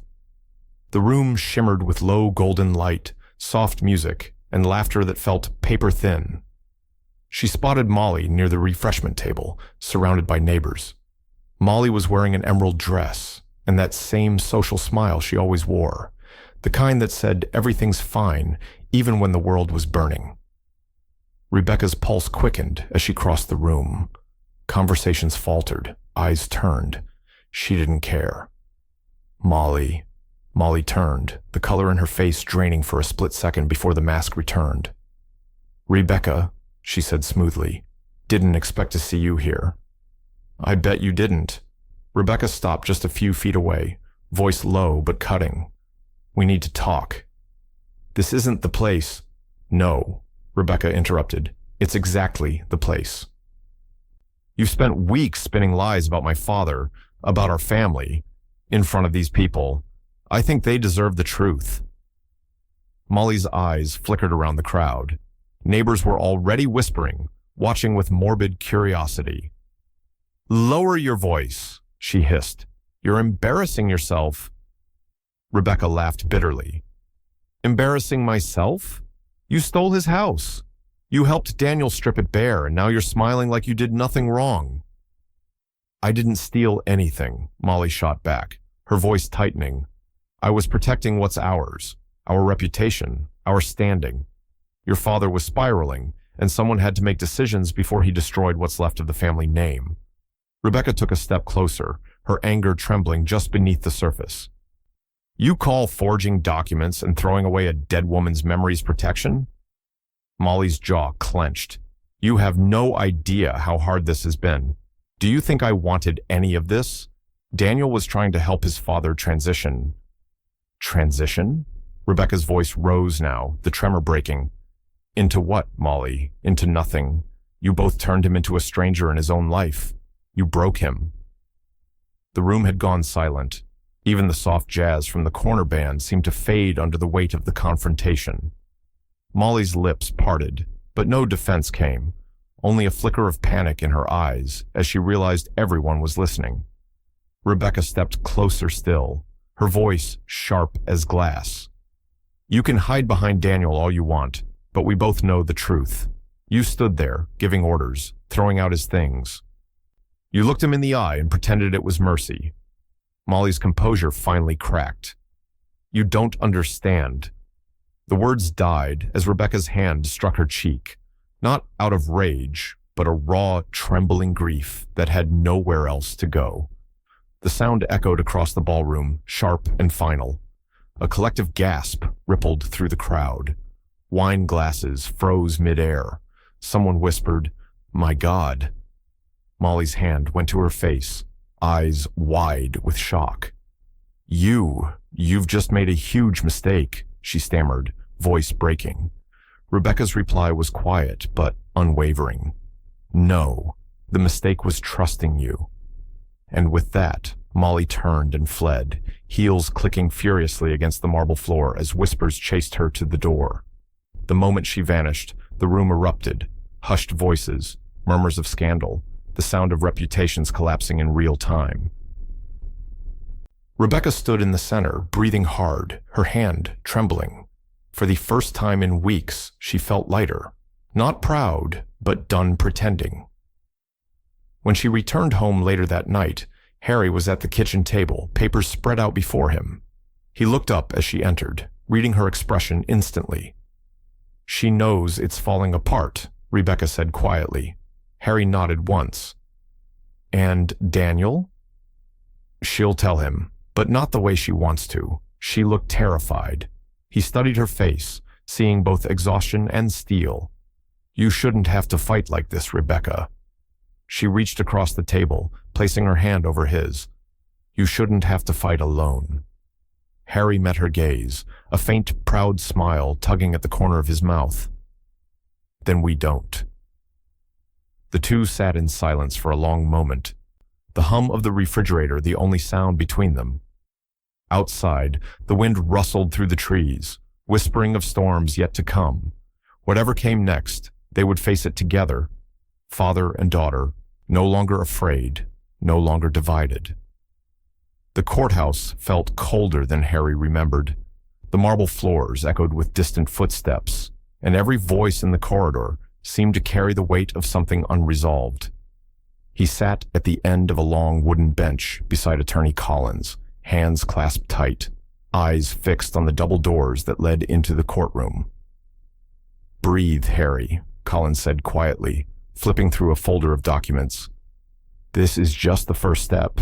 We're not here to win today, just to hold the line." Harry nodded, though his chest felt tight. "You think the judge will see through him?" "She'll see the paperwork, the evidence, the forgery claim. That's what matters right now." Collins gave a small, reassuring smile. Emotion wins sympathy. Proof wins cases. When the clerk finally opened the door and called their names, Harry rose, his heart pounding. Across the aisle, Daniel stood with his legal team, 3 lawyers in sleek suits, their confidence almost theatrical. Daniel met his father's gaze briefly, smirking, then looked away. Molly sat behind him, her expression stiff, unreadable. The hearing began. Collins presented the emergency injunction, a motion to immediately halt all access to Harry's property until ownership could be fully verified. He spoke with calm authority, laying out the forged signature, the fraudulent maintenance claim, the sworn testimonies. "The property," Collins said clearly, "was unlawfully occupied by Mr. Green's son, Daniel Green, under falsified authorization. My client merely seeks to stop further entry or damage until the truth can be legally established." Daniel's lead attorney rose smoothly, voice dripping with confidence. "Your Honor, this is a family misunderstanding being blown out of proportion. My client acted under legitimate concern for his father's safety and home maintenance. He was, in fact, protecting his father's interests." Harry's stomach twisted. Even here, under oath, Daniel's lies sounded polished, almost reasonable. The judge, a stern woman in her 60s, leaned back in her chair, studying both sides. "I've reviewed the filings," she said. "I see conflicting accounts and significant emotional tension. But until ownership can be clarified through proper discovery, the safest course is preservation." She turned to Daniel's table. "Mr. Green, you are to cease all entry, modification, or occupation of the property until further ruling. Temporary injunction granted." The words landed like a gavel strike, straight into Daniel's pride. Across the aisle, Daniel's jaw clenched. He leaned over to whisper something harsh to his attorney. Molly lowered her gaze, her fingers tightening around her purse. Collins nodded calmly. "Thank you, Your Honor. We appreciate the court's prudence." When they exited the courtroom, Harry let out a breath he hadn't realized he'd been holding. For the first time in months, something felt right. "It's just temporary," he said, voice low but hopeful. "It's more than that," Collins replied. "It's recognition. The system sees you again, Harry. That's the start." But across the courthouse steps, Daniel stood waiting. His smile was gone now, replaced by a hard, brittle fury. "You think this changes anything?" he said as Harry passed. "You've just declared war on your own son." Harry met his gaze without flinching. "No, Daniel. You declared it when you forged my name." For a moment, the 2 men stood face to face, one hardened by age and betrayal, the other burning with entitlement. Then Daniel turned sharply, storming off toward the parking lot. By that evening, the counterstrike began. Molly moved fast. A column in the Willow Creek Gazette titled "Elderly Man Misled by Outsider Lawyer in Family Feud." It painted Daniel as a devoted son caught in a misunderstanding, while hinting that Harry's mental stress had been manipulated by others for personal gain. The piece spread like wildfire across the town. Neighbors whispered in grocery aisles, at church, in coffee shops. Lines were drawn. Those who pitied Harry, and those who believed Daniel's charm over an old man's story. Rebecca slammed the paper down on the table when she saw it. "They're turning you into a joke," she said, shaking. Harry looked at the photo printed beside the article, Daniel standing in front of his office, smiling confidently for the camera. "Let him," he murmured. "The truth will outlast the paper." That week, tension thickened in the neighborhood. Cars slowed when passing Harry's old home, as if people expected a fight to break out on the lawn. Mrs. Lawson stopped by with groceries, whispering, "Everyone's talking, Harry. But more of them believe you now." It didn't ease the sting entirely, but it gave him something to hold on to. The injunction papers arrived officially 3 days later. The seal at the top glinted under the morning light as Harry held it in his trembling hands. For the first time in months, his name, Harold Green, sat above Daniel's in bold, legal clarity. When Rebecca hugged him, he didn't return the gesture right away. His eyes were fixed on the document, a mix of vindication and disbelief. "It's not over," he said finally, "but now we're standing on solid ground." Across town, Daniel sat in his office, newspaper folded neatly beside him, knuckles white against the edge of his desk. "Temporary," he muttered. "Just temporary." Molly placed a hand on his shoulder, trying to sound calm. "Then make it temporary." He looked up at her, eyes cold. "Oh, I will." Outside, the winter sky darkened early, clouds pressing low over Willow Creek, a warning that the calm between storms never lasts long. The story broke on a gray Tuesday morning, the kind of morning when bad news travels fast. Harry was pouring coffee in Rebecca's kitchen when the television flickered to the local news. The anchor's voice was calm, professional, but the headline crawling across the bottom of the screen made his hand freeze mid-air. "Father evicted from his own home. Legal dispute divides Willow Creek." Rebecca turned, eyes wide. "Oh my God, they picked it up." Harry stared at the screen, the bitter smell of coffee filling the silence. The report cut to footage of his old house, his house, framed by police tape and the faint hum of reporters' microphones. The narration rolled on. Retired teacher Harold Green, 72, says his son unlawfully seized his home through forged documents. The son, Daniel Green, maintains he was protecting his father's property after concerns about its maintenance and safety. Then came the footage. Daniel, standing in front of his office, tailored suit, crisp, posture polished. His voice was smooth, rehearsed. "It breaks my heart," he said, looking straight into the camera, "to see this turn into a media circus. My father's not well. He's been manipulated by outsiders who see an opportunity. I've only ever wanted to help him." Harry felt something inside him twist. He turned the volume down, staring at the frozen image of Daniel's sympathetic expression. "He's lying again," he muttered. Rebecca's jaw clenched. "He's playing the victim." That evening, the story spread further, online, on social media, in community forums. Some posts called Harry a stubborn old man who wouldn't let go. Others accused Daniel of greed. The neighborhood was split in two, and everyone had an opinion. But Rebecca wasn't about to let Daniel control the narrative again. The next morning, she sat across from a microphone in the small, cluttered studio of Willow Creek Radio. The host, a soft-spoken woman named Trish, adjusted her headset. "You're sure you want to do this on air?" Rebecca nodded. It's time people heard the truth from someone who was actually there. When the on-air light blinked red, her voice was calm, but her words carried the edge of conviction. "My father isn't senile. He's not confused. He's the man who built that home with his own hands. Daniel didn't protect him. He betrayed him. We have documents proving it, recordings, neighbors who saw the truth. The only reason he's losing control is because he got caught." Trish leaned in. "So you're saying this was deliberate?" Rebecca met her gaze. "He didn't make a mistake. He made a choice." The clip aired that afternoon and spread faster than the original news report. Comments flooded in. "She sounds credible. That poor man. Imagine your own child doing that to you." By sunset, the momentum had shifted. The next day, a local camera crew appeared on Mrs. Lawson's front lawn. The elderly neighbor, usually reserved, stood before the camera with a trembling kind of bravery. "I saw it with my own eyes," she said. "Men hauling boxes out of his house after dark. His son gave the orders.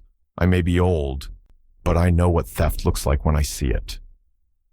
That clip aired on the evening news, and for the first time, the visual told a different story.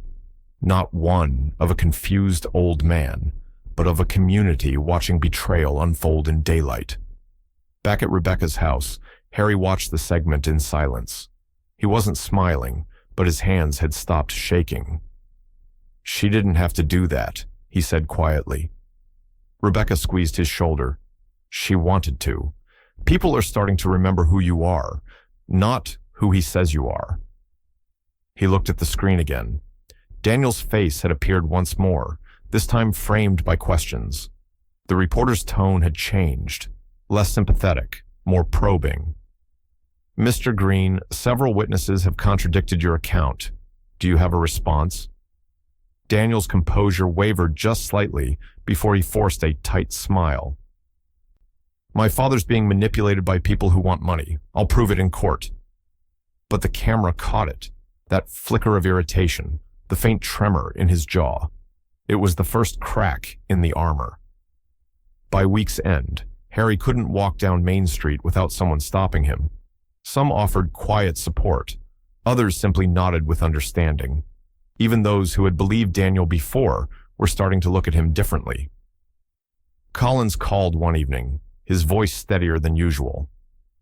"You've done what most clients can't, Harry. You've shifted public opinion. That matters more than you think. Judges notice. So do juries." Harry hung up and walked to the window, looking across the street toward the dark outline of his house. For months, it had felt like a fortress he'd never reclaim. Now, it looked different, not smaller, but less untouchable. The lights from the street lamps reflected off the windows like sparks waiting to catch. Rebecca joined him, wrapping her sweater tighter. "He's losing his grip," she said. "Not yet," Harry replied, voice quiet but steady. "But for the first time, he knows I'm still here." Outside, a light flickered in one of the upper windows. Movement, just for a second, like someone pacing in the dark. Daniel was home, watching, perhaps listening to the storm he'd unleashed. Harry didn't look away. He didn't need to. For the first time in a long while, the balance of power had shifted, inch by inch, truth clawing its way back into the light. And though he knew the fight ahead would be uglier still, Harry felt something deep inside that he hadn't felt since the night his life was stolen. Control. The morning Collins called felt heavier than most. Gray light, low clouds, the air before a storm. Harry sat at the kitchen table, a mug cooling beside him, when the phone rang. "Harry," Collins said without preamble, voice tight. "I think we have it." "Have what?" "The smoking gun." Within the hour, Harry and Rebecca were in Collins' office. The attorney stood by his desk, surrounded by open folders, papers scattered like the aftermath of battle. His face was pale but resolute. "It's worse than I thought," he began, motioning for them to sit. "But it's also exactly what we needed." He pulled out a set of printed forms and slid them across the table. At the top of each page, in familiar cursive, was Harry's signature. His own name, neat and confident, on documents he had never seen. "These are the power of attorney forms Daniel filed with the bank and county office," Collins said. "They're what gave him control over your property, utilities, and account access. But..." He paused, reaching for a second sheet. "This is your legitimate signature from last year's tax filing. I had a handwriting analyst compare them." Harry leaned forward. Side by side, the signatures looked nearly identical. Nearly. The second one, the forged one, had subtle differences. Too consistent in the loops, too clean. Human hands don't replicate perfection. Collins continued. "The stroke pattern is artificial, drawn digitally. Someone used a scan of your signature and modified it." Rebecca covered her mouth. "He forged everything?" "Not just once," Collins said grimly. "We checked your utility records too." The gas account was transferred under his authorization. Banking access shows logins from his office IP. Even the insurance claim, all filed with forged consent. Harry said nothing. He stared at the signatures until the lines blurred. His son's betrayal had always been emotional, but this was mathematical, precise, cold. Then Collins opened another file, sliding out a printed transcript. And this, he said, comes from the recording you planted. We extracted the cleanest audio segment. He pressed play. Daniel's voice filled the room, low, commanding. Get rid of those old files, he said. Insurance forms, tax stuff, anything with his handwriting. If he finds them, he'll start asking questions. Then came Molly's voice, quieter but clear. I already shredded half of it. The rest's going out with the trash tonight. Rebecca's hand went to her face. Oh my God. Harry's breath came slow, steady, controlled only by will. Every word was a nail in the coffin Daniel had built for himself. Collins stopped the playback and leaned forward. You see what this means, right? This isn't negligence. It's calculated fraud, supported by destruction of evidence. Once we file this, he's exposed. Completely. Rebecca looked at her father, eyes glistening. How could he do this to you? She whispered. Harry didn't answer. His gaze was distant, fixed on the papers in front of him. His name turned into a weapon. He'd taught Daniel how to write that signature when he was just a boy, sitting at the kitchen table, teaching him cursive. Always sign with care, he had said back then. Your name is your promise. Now, that promise had been twisted into proof of betrayal. Colin's voice pulled him back. We'll move fast. I'll submit the forgery evidence, the audio files, and all corroborating documents. Once the court verifies authenticity, Daniel's claim to the property will collapse. But I'll warn you, he'll deny everything. He'll call it doctored, manipulated, whatever he can. Rebecca turned to her father. We can stop him, Dad. We have everything now. It's over. Harry's eyes lifted slowly. No, he said softly. It's not over, not until he's made to answer for it. Collins nodded. That day's coming. The judge will see this for what it is. Harry stood, the paper trembling slightly in his hand. Then I'll be ready for her. Outside, the wind had picked up, pushing rain against the windows. Rebecca followed him to the car, silent except for the rhythm of their footsteps on the wet pavement. When they reached the curb, she turned to him. You don't have to go through this alone. Harry looked up at the sky, gray and endless. I know, he said quietly, but in the end, the fight has to come from me. As they drove away, lightning flickered in the distance, faint but building. Inside the folder on Harry's lap, his son's forged signature glowed faintly under the passing streetlights, the evidence that would bring everything crashing down. And though exhaustion pressed heavy on him, there was steel beneath it now. The certainty that the next time he walked into court, it wouldn't be as a victim, but as the man reclaiming his name. The first call came just after midnight. Rebecca's phone vibrated across the nightstand. The sudden noise cutting through the silence. She blinked at the screen. Unknown number. Against her better judgment, she answered. Hello? At first, nothing. Just breathing. Then Daniel's voice, calm, low, too deliberate. You've made a mistake, Rebecca. Her pulse spiked. Daniel, you think you can humiliate me? Turn the neighborhood, the media, the court against me? His voice hardened, the warmth gone. You don't know what you started.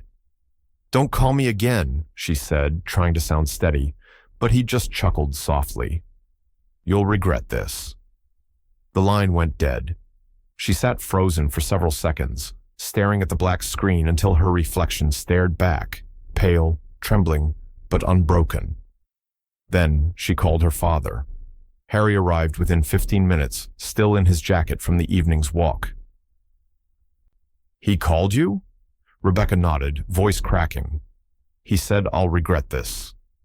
Harry's face tightened. He's cornered, that's all. Bullies bark when they know they're losing. The next morning, Attorney Collins received his own call.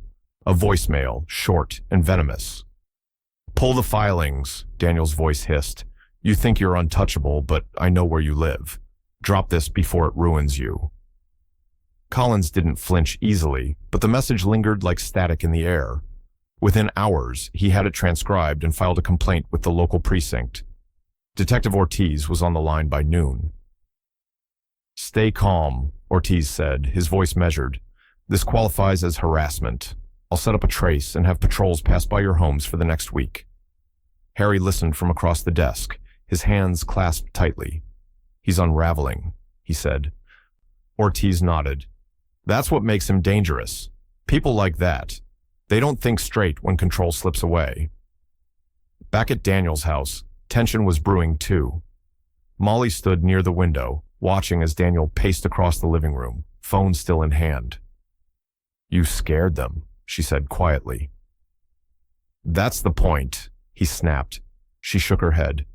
"No, you don't understand. You're making this worse. Every call, every threat, it'll come back to you." Daniel turned sharply, eyes flashing. "They've been destroying my life for months. My business is tanking. Clients are pulling away, and you want me to do nothing?" "Doing nothing isn't the same as self-destruction," she said. "You're giving them proof you're unstable." He stared at her for a long moment, jaw clenched. "You're starting to sound like them." Molly didn't answer. She just turned away, her reflection ghosted in the dark window. For the first time, she wasn't sure whose side she was standing on. Meanwhile, Rebecca barely slept. Every creak of the house made her flinch. Every car passing outside drew her to the window. When her phone buzzed again that night, she didn't answer. Instead, she muted it, pressed it face down, and sat in the dark until the vibration stopped. Harry found her the next morning, sitting at the kitchen table, eyes hollow. "He's trying to scare you," Harry said quietly, pouring her coffee. "Don't give him that power." "It's working," she admitted. "I can't stop hearing his voice." Harry sat across from her, voice steady. "He wants control. That's all this is. But control doesn't scare me anymore. Not after everything he's already taken." Rebecca looked at him, her eyes wet. "What if he doesn't stop?" Harry reached across the table, taking her trembling hand in his. "Then we keep moving. Together. They won't break us." A knock at the door interrupted them. It was Ortiz again, his coat damp from the morning rain. He handed Collins an envelope, the official documentation of Daniel's threatening calls, recorded, logged, and time-stamped. "Restraining orders in process," Ortiz said. "Once approved, he won't be able to contact either of you without consequences. I'll keep eyes on him." Harry nodded. "Thank you, Detective." Ortiz paused before leaving. "Be careful. When men like your son start losing control, they get desperate." When the door shut, silence returned, heavy and uncertain. Rebecca looked toward her father. "What happens now?" Harry stood, walking to the window where rain streaked the glass. Across the street, in the distance, his old house loomed under the gray sky, dark, silent, but alive with memory. He spoke without turning. "Now," he said, his voice quiet but fierce, "he learns that fear only works one way." Outside, the rain thickened, running down the glass like ink. Somewhere across town, Daniel picked up his phone again. But this time, his hand shook. It was late afternoon when the storm broke. Not in the sky, but in the house. Rebecca was home alone, typing up a list of court dates for Collins when the front door burst open with a violent crack. The sound echoed down the hallway like thunder. Daniel. He stood in the doorway, his suit wrinkled, hair disheveled, eyes wild. For the first time, he didn't look like the polished businessman the world saw. He looked cornered, feral. "Where is he?" he shouted, voice raw. Rebecca froze. "Daniel, what are you doing here? You can't just—" "Where's Dad?" he barked, stepping further into the room. "I know he's here." "He's not," she said firmly, standing from her chair. "You need to leave before I call the police." Daniel laughed, a hollow, desperate sound. "Oh, you'd love that, wouldn't you? Get your little detective friend to drag me away while you play the victim." Rebecca grabbed her phone from the table, but he moved faster, lunging for it. The two collided near the counter, the phone clattering to the floor. She shoved him back, trembling but defiant. "Get out!" she shouted. "You've already destroyed enough." Daniel's breath came in uneven bursts. "You think you can destroy me? You and that old man of yours?"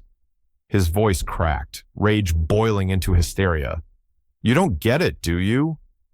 Everything I've done was for this family, for you." Rebecca's eyes filled with disbelief. "For me? You forged Dad's name. You stole his home. You turned us into a circus. You don't do that for family." He shook his head violently, pacing now. "He never respected me. Never thought I was enough. He made me fight for everything. And now you're helping him erase me." She backed toward the door, every muscle in her body screaming to run. "You did that yourself." Daniel's voice dropped low, trembling. "You think you've won, but you haven't. Not until I say it's over." Her fingers found the phone again, but before she could dial, he grabbed her wrist. She cried out, struggling, shoving him with all the strength she had. "Let go." The sound of her scream carried through the neighborhood. Somewhere nearby, a curtain shifted. A neighbor peering out. Then came the sound of tires screeching, a car pulling up fast. "Daniel Green!" a voice shouted from outside. "Police!" The front door slammed open again, and Detective Ortiz entered, gun drawn but steady. Two officers followed, flashlights cutting through the chaos. Daniel turned, his grip still on Rebecca's arm. For a moment, the world seemed to freeze. The hum of the ceiling light, the sharp breath of panic in the air. "Let her go," Ortiz said calmly. "Right now." Daniel's eyes darted from the officers to his sister, confusion and fury warring behind them. "She's lying," he shouted. "They all are." "Step back, Daniel," Ortiz said, voice firm but level. "It's over." For a heartbeat, Daniel didn't move. His hand twitched, loosening just slightly, enough for Rebecca to wrench free and stumble behind the officers. "Hands where I can see them," one officer ordered. Daniel hesitated again, then raised his hands slowly, the fight draining from him as fast as it had erupted. The fury in his eyes dimmed, replaced by something hollow. Defeat, disbelief, maybe both. Ortiz moved in, cuffing him quietly. "You should have stayed away," he said. Outside, the rain had started, light at first, but steady. A small crowd had gathered. Neighbors murmuring in disbelief as the once respected Daniel Green was led out of his sister's house in handcuffs.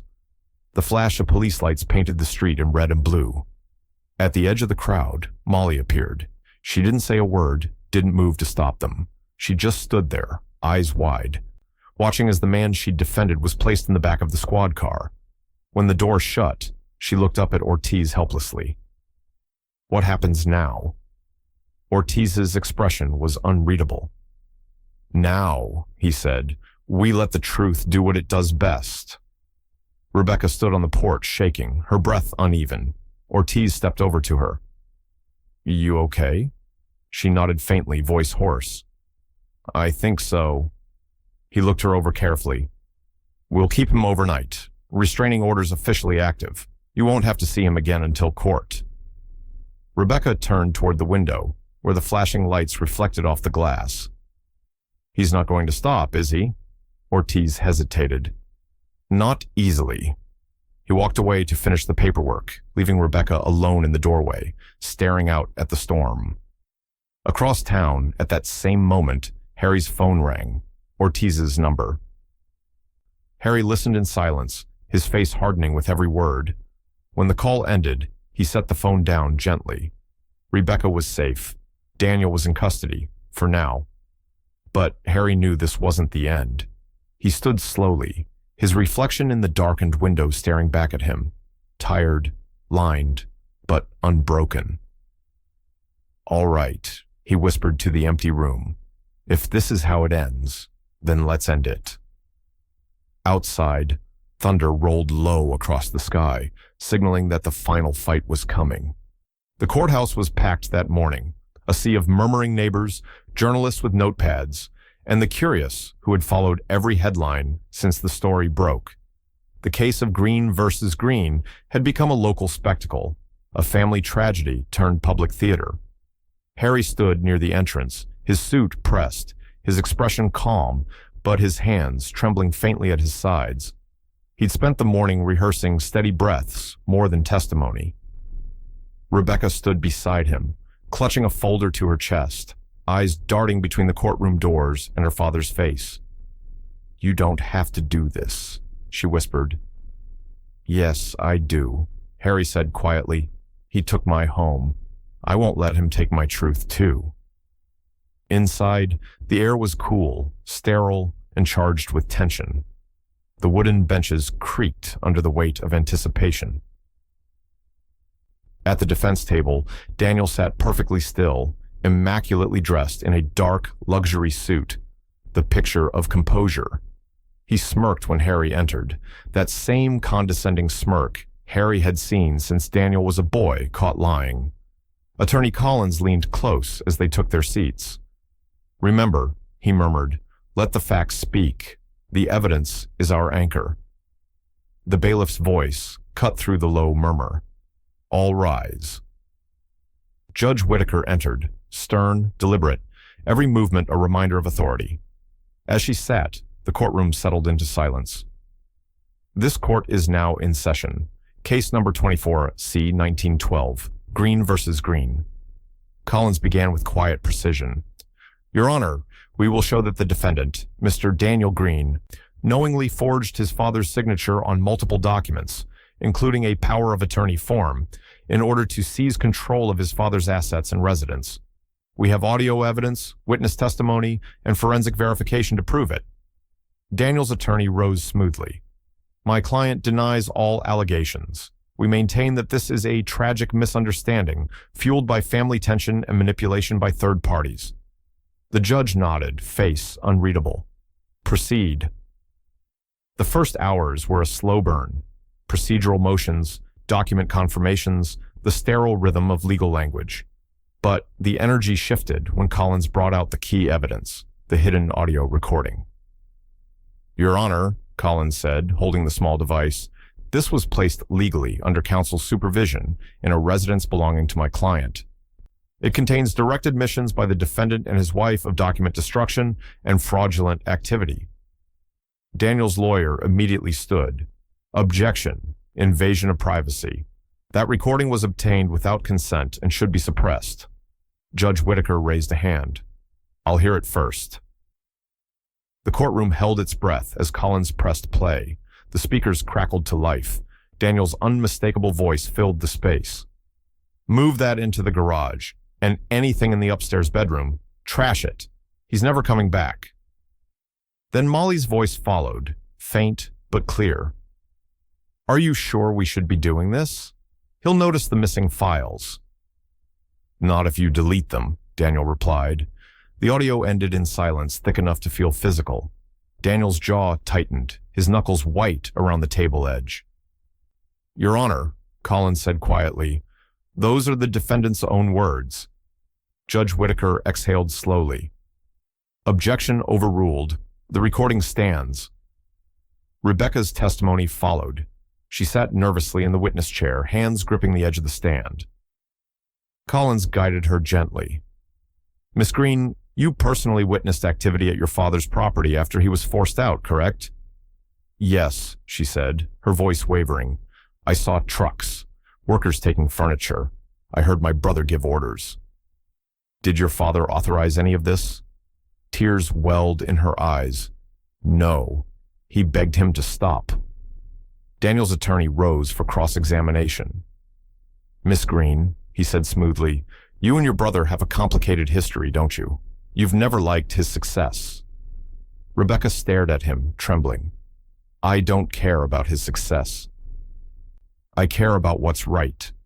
The judge nodded approvingly. "Answer stands." When it was Harry's turn, the room fell utterly still. He took the stand slowly, his posture straight, his gaze level. Collins asked the first question softly.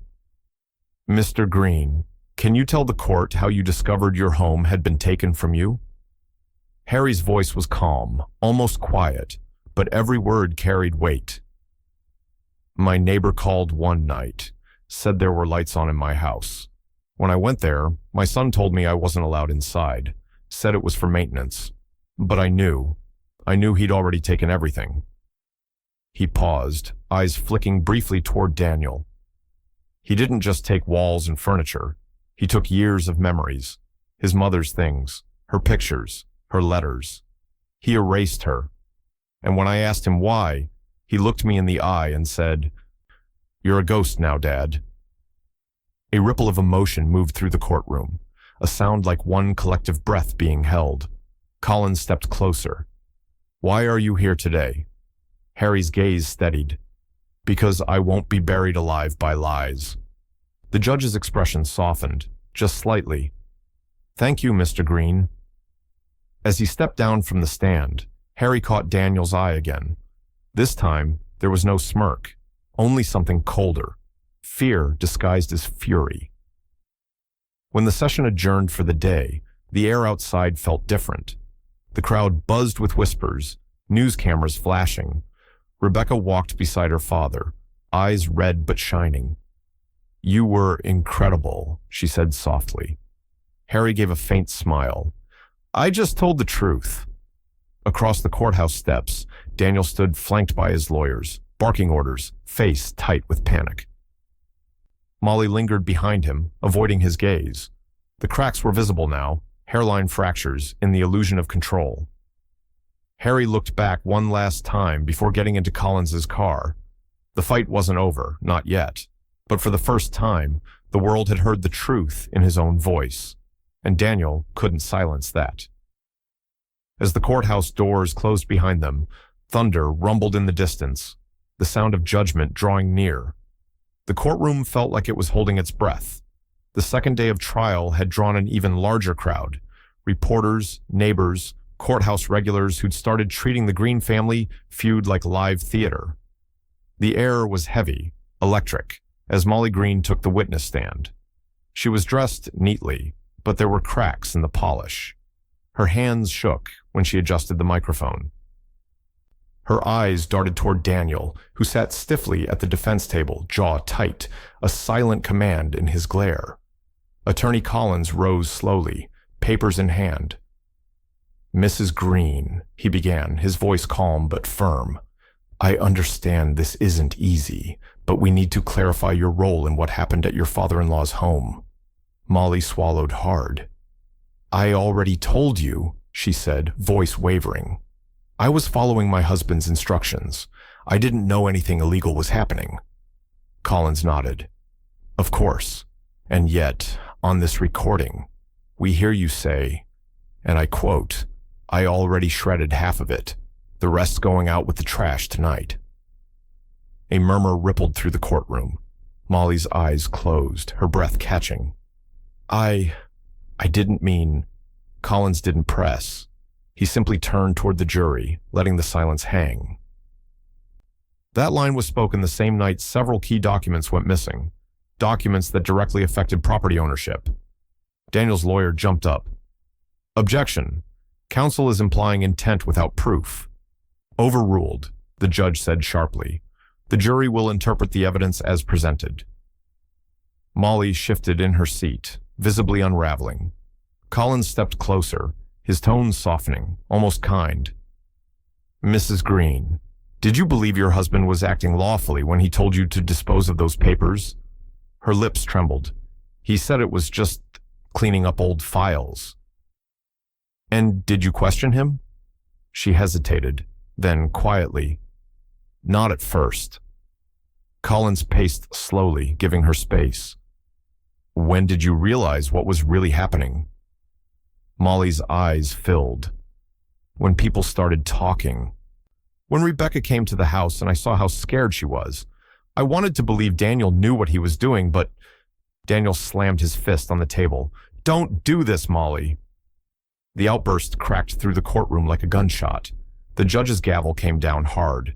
"Mr. Green, control yourself." Molly flinched, eyes wide, as tears spilled down her cheeks. "I didn't want any of this," she cried. I told you we should stop.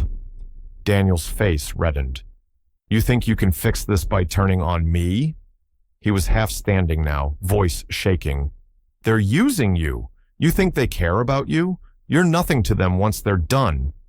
Enough, the judge barked. But Daniel wasn't hearing her. His anger had taken over. You're all liars, he shouted, pointing at Collins, then at Harry. He's manipulating everyone. You think this old man's some kind of saint? He made my life miserable. Everything I did was to fix what he broke. The gallery gasped. Reporters scribbled furiously. Even his attorney leaned back, defeated. Collins waited, patient, letting the spectacle burn itself out. When Daniel finally sat down, chest heaving, Collins turned back to the stand. Mrs. Green, he said quietly, when you shredded those documents, did your husband tell you why they needed to disappear? Her voice was barely audible. He said if anyone found them, we'd lose everything. The courtroom went utterly silent. Collins nodded slowly. And by everything, he meant the house, the property, the legacy that belonged to your father-in-law. Molly covered her face with both hands. I'm sorry, she whispered. I didn't know what to do. The judge leaned forward. Mrs. Green, are you admitting to knowingly destroying documents connected to this case? Molly's voice cracked. Yes. Gasps filled the room. Even the bailiff glanced at the judge, uncertain. Daniel stared at her, mouth slightly open, disbelief replacing rage. You just ruined us. Molly didn't look at him. She kept her eyes on the floor, shoulders shaking. The judge struck her gavel again. Order in the court. When the noise finally died down, Collins turned to the jury. Ladies and gentlemen, this case isn't about wealth. It's not even just about property. It's about conscience. What's left of it when greed takes everything else? He stepped back, his voice firm. No further questions. The defense attorney declined to cross-examine. Molly was escorted from the stand, supported by a bailiff. As she passed Daniel, he turned away sharply, his face pale, fury giving way to something that almost looked like fear. Rebecca sat behind her father, tears in her eyes, the emotional weight of the confession hitting her hard. Collins leaned toward them. That was the moment, he whispered. That's what sways a jury, truth they didn't expect. But Harry wasn't celebrating. He was watching Daniel. His son sat hunched over, head low, fingers gripping the edge of the table like a drowning man clinging to driftwood. When the judge called for a recess, Daniel stood abruptly, knocking over his chair. He pointed toward Harry, voice breaking. You think you've won? You haven't seen the end of this? The bailiff stepped in, blocking his path. Mr. Green, sit down or you'll be removed. Daniel hesitated, then backed away slowly, glaring at his father through eyes that burned with humiliation. Harry didn't look away. His expression wasn't triumphant, only somber, the quiet grief of a man watching what was left of his son collapse under the weight of his own choices. As the crowd began to file out for recess, whispers filled the air. Did you hear that? She admitted it. He's done for. Outside the courtroom, cameras were already waiting. The story had shifted again. No longer father versus son, but truth versus denial. Rebecca stood with her father in the hallway, tears still streaking her cheeks. It's over, isn't it? Harry shook his head slowly. Not yet. He looked back at the courtroom doors, still swinging from Daniel's exit. When a man like him starts to lose everything, he said quietly, that's when he's most dangerous. The trial would continue, but the outcome was beginning to take shape, not just in the evidence, but in the unraveling of the man who once believed he couldn't be touched. And deep down, Harry knew the final reckoning was coming. The final day of trial arrived with a quiet tension that hung heavy in the air. The jury had listened for nearly a week to evidence, to testimony, to the unraveling of a family before their eyes. Now, It came down to words. Harry sat in the front row beside Rebecca, hands folded in his lap. He hadn't spoken a word all morning. His eyes stayed fixed on the empty jury box, as if trying to read the future in the polished wood. When Judge Whitaker entered, the courtroom rose. Her gaze swept across the room, her tone even but weighted. "We will now hear closing statements. Mr. Collins, you may proceed." Attorney Collins stood, buttoning his jacket slowly. He walked toward the jury with calm purpose, the faint echo of his steps filling the room. For a long moment, he said nothing, letting the silence gather its own gravity. Then he began. "Ladies and gentlemen," he said, voice low but clear, "this was never just about a deed or a signature. It was never about property lines or bank statements. This was about something far more human." He turned toward Harry. This was about a man, a father, who spent his life building something from the ground up, a home, a legacy, a life's work. And one day, he watched his own son take it all away. The words sank like stones. No one moved. Collins continued, his tone steady, deliberate. "The defense will tell you this was confusion, a misunderstanding, an act of protection. But protection doesn't come with forged documents. It doesn't come with shredded records or deleted files. It doesn't come with a man's voice on tape saying he's never coming back." He stepped closer to the jury rail, his gaze direct but compassionate. This wasn't protection, it was erasure, a deliberate attempt to erase a man while he was still alive. Rebecca's throat tightened. Harry's eyes glistened, though he didn't look away. Collins held up a single page, the fraudulent power of attorney form. "This signature," he said, "was meant to make one thing disappear. His father's rights, his father's name. It was a theft not of things, but of identity. Because when you strip a man of the home he built, you strip him of his history, you make him a ghost in the world he created." He turned slightly toward Daniel, who sat motionless at the defense table, his jaw locked, his eyes cold.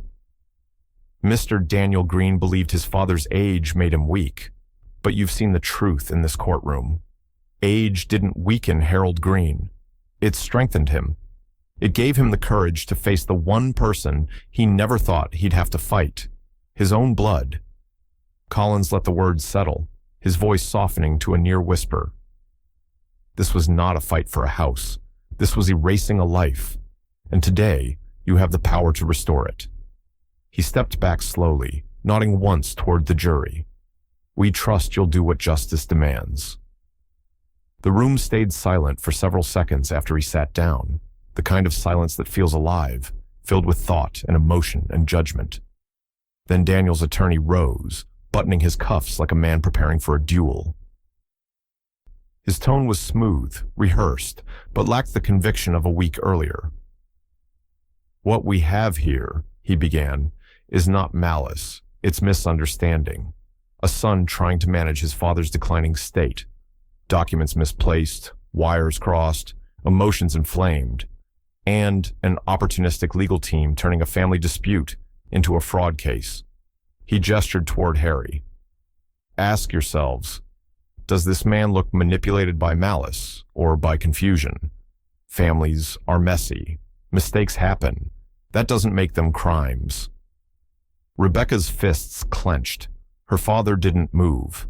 The attorney continued, pacing deliberately. "My client didn't erase anyone's life. He tried to preserve it. Maybe he went about it the wrong way. Maybe his temper got the best of him. But to call him a criminal, to destroy him for a family misunderstanding, would be the real injustice here." He finished with a polite nod. "I trust you'll see reason." When he sat, the room seemed to release its collective breath. Judge Whitaker turned to the jury. "You will now deliberate." As the jurors filed out, Rebecca reached for her father's hand. His grip was warm but trembling. "It's almost over," she whispered. Harry didn't answer. His eyes were fixed ahead, not on Daniel, not on the judge, but on the empty space where his house lived in his mind. He felt everything at once, relief that the truth had been spoken, fear of what 12 strangers might decide, and a flicker of hope that maybe, just maybe, this nightmare was finally nearing its end.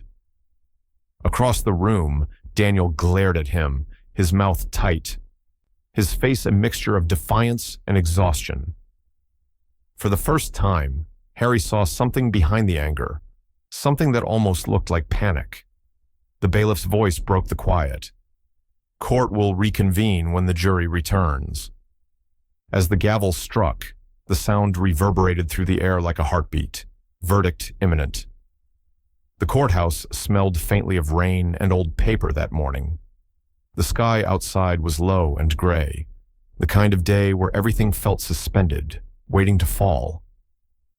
Harry sat quietly at the plaintiff's table, eyes fixed on the clock above the judge's bench.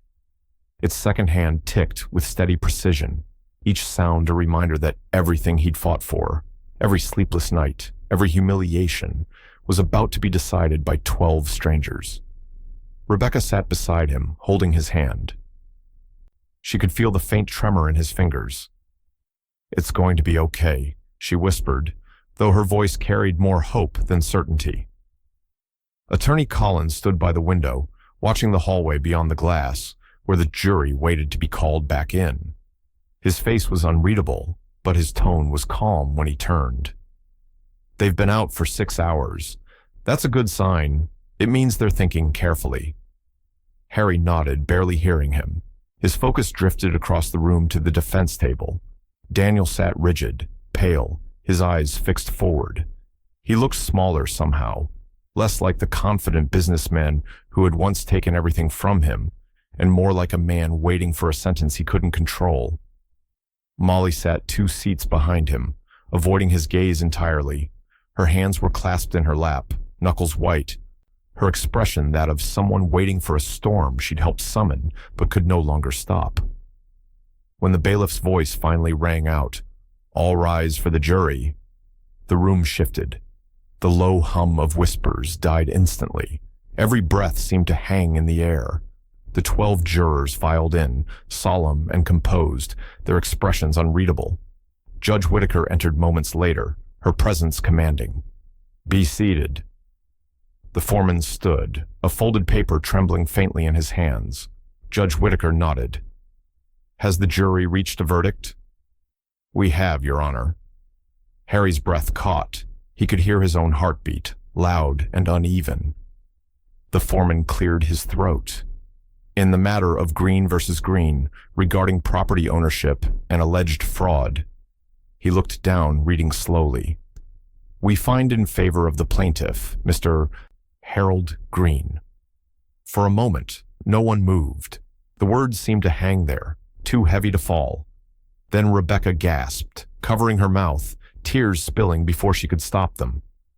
Judge Whittaker continued, her voice measured. "The court recognizes Mr. Green as the legal and rightful owner of the property in dispute. The house and title are to be fully restored. The defendant, Mr. Daniel Green, is found liable for civil fraud and forgery of documents related to the case." Harry closed his eyes. His chest rose and fell once, deeply, a breath years in the making. The tension that had bound his shoulders for months began to ease, slow and steady. Daniel, on the other hand, sat frozen. His face went white, his lips parting as if to speak, but no sound came out. His lawyer touched his arm gently, whispering something that didn't reach him. He stared ahead, eyes unfocused, as though trying to process a language he no longer understood. Judge Whittaker's voice went on. "The court also acknowledges the complicity of Mrs. Molly Green, who has provided a sworn statement admitting partial involvement. While not criminally charged, her actions contributed to the concealment of evidence. Let the record reflect that acknowledgement." Molly lowered her head. Tears slipped silently down her cheeks, but Daniel didn't look at her. He didn't look at anyone. Rebecca turned toward her father, her voice trembling. "You did it, Dad." Harry looked at her through wet eyes. "No," he said softly.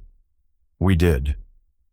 Collins smiled faintly from his place beside them, exhaling for what seemed like the first time all day. "It's over," he said. "The house is yours again." "The fight's finished." But Harry shook his head slowly, his gaze distant. "The fight's finished on paper," he said quietly, "not in the heart." At the defense table, Daniel finally stood. His movements were slow, almost mechanical. He looked toward the judge, then to Harry. For a flicker of a second, something human passed between them. Not forgiveness, not even recognition, but something hollow and tired. Then it was gone. Daniel's jaw tightened again, and he turned away, muttering something to his lawyer. The courtroom began to empty. Reporters whispered into recorders, the clicking of camera shutters echoing against the high ceiling. Neighbors who had once whispered behind Harry's back now nodded respectfully as they passed. Outside the courthouse, the rain had stopped. The air smelled clean, sharp with newness, the way the world smells after something has been washed away. Rebecca stepped out beside her father, shielding her eyes from the thin light breaking through the clouds. "It's really ours again," she said softly. Harry looked up at the sky, his expression unreadable.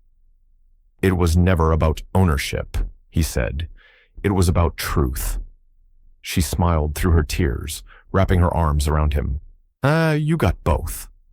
He held her close, eyes closed, breathing deeply, the first true breath of peace he'd taken in months. Across the steps, Daniel emerged with his lawyer. Cameras flashed as reporters crowded in, shouting questions. He didn't answer any of them. His once pristine suit was wrinkled now, his expression empty, his arrogance stripped away. For the first time, the world saw him for what he was, not a victim, not a protector, but a man who'd gambled his father's life for pride and lost everything. Molly followed a few steps behind, eyes down, ignored by the press entirely. Harry watched them both for a moment, then turned away. Collins placed a hand on his shoulder. "You won, Harry." Harry nodded faintly. "Yes," he said, though his tone carried something bittersweet. "But winning doesn't always feel like victory." As they walked toward the car, Rebecca glanced back one last time, at the courthouse steps, at the fractured remains of the family they'd once been.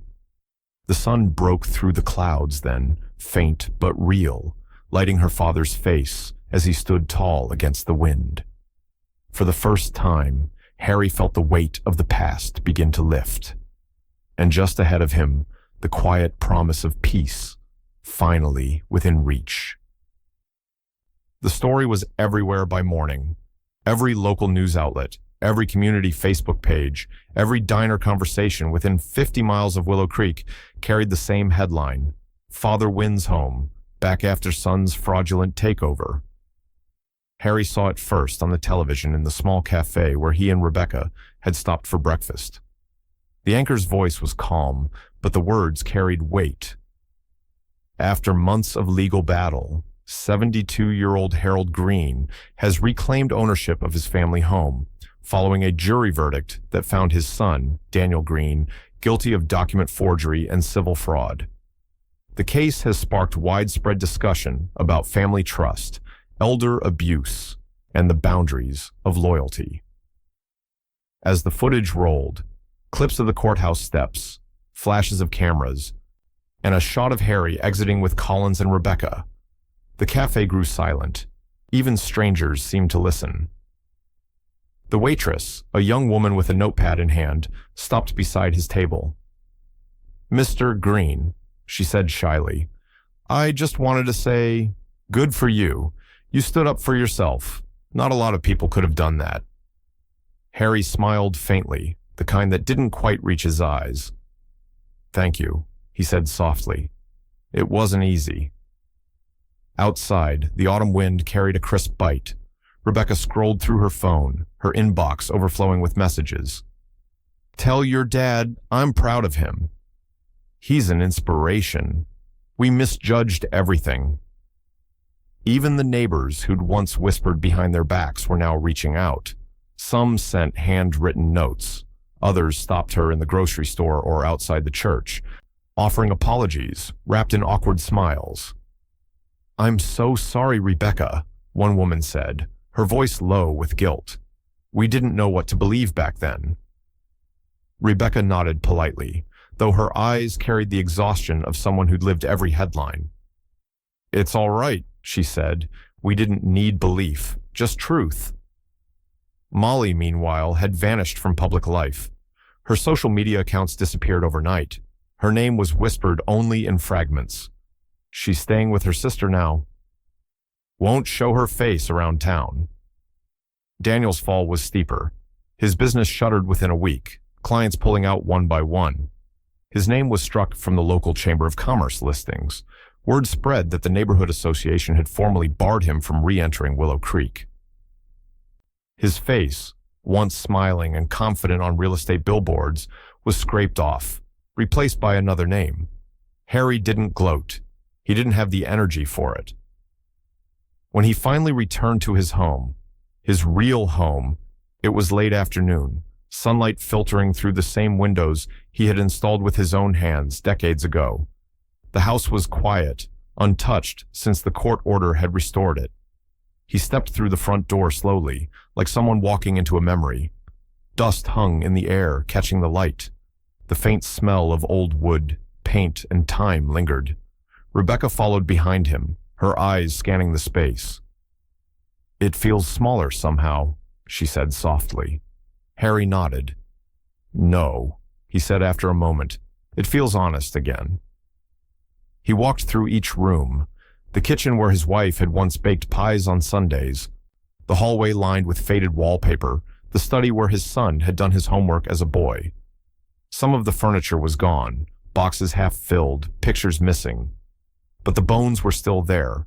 The heartbeat of the home still pulsed beneath the scars. Rebecca touched his shoulder gently. "Do you want me to start unpacking?"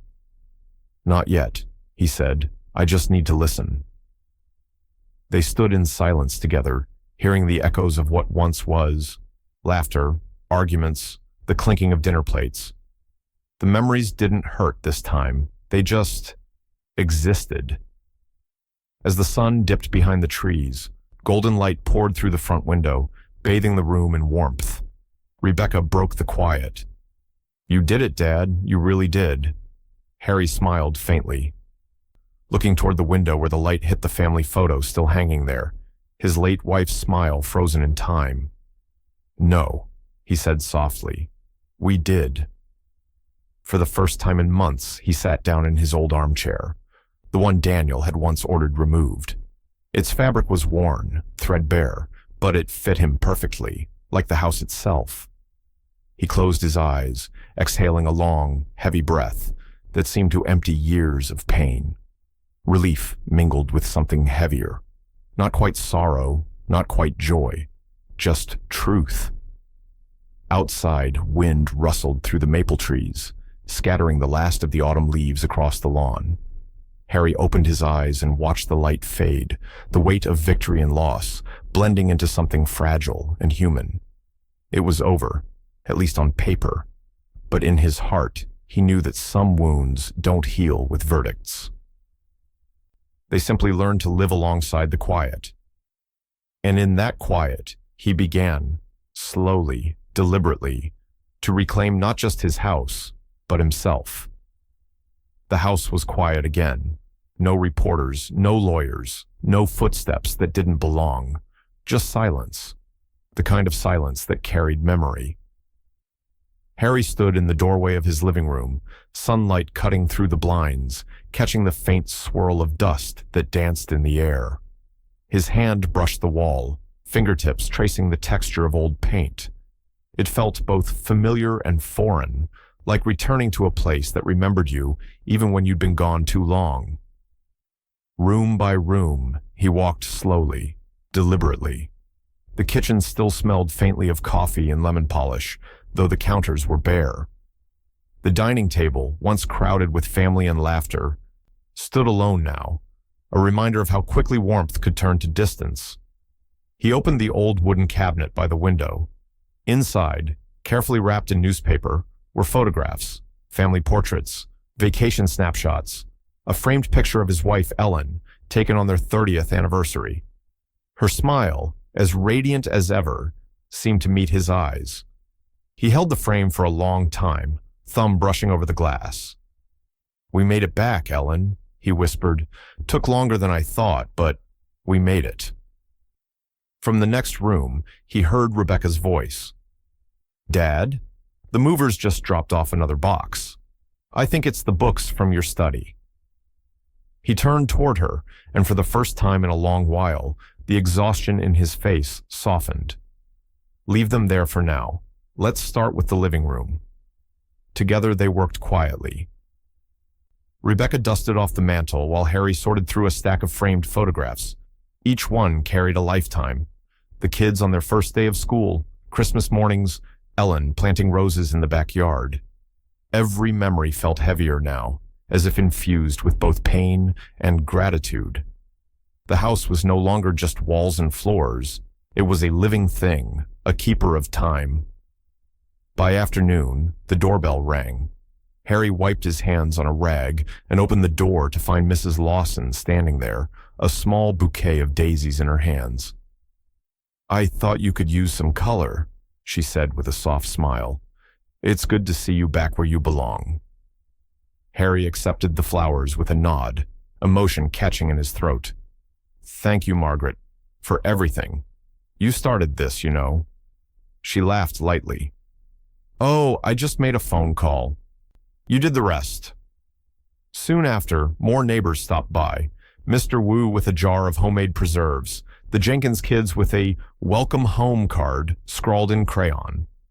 The same people who'd once whispered behind curtains now stood on his porch, their smiles awkward but sincere.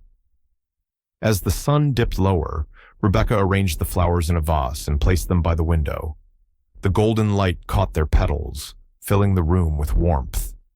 Harry sank into his old armchair, the same one that had sat untouched since the day Daniel had ordered it moved out. Rebecca joined him on the couch nearby, her voice quiet. "Feels different now, doesn't it?"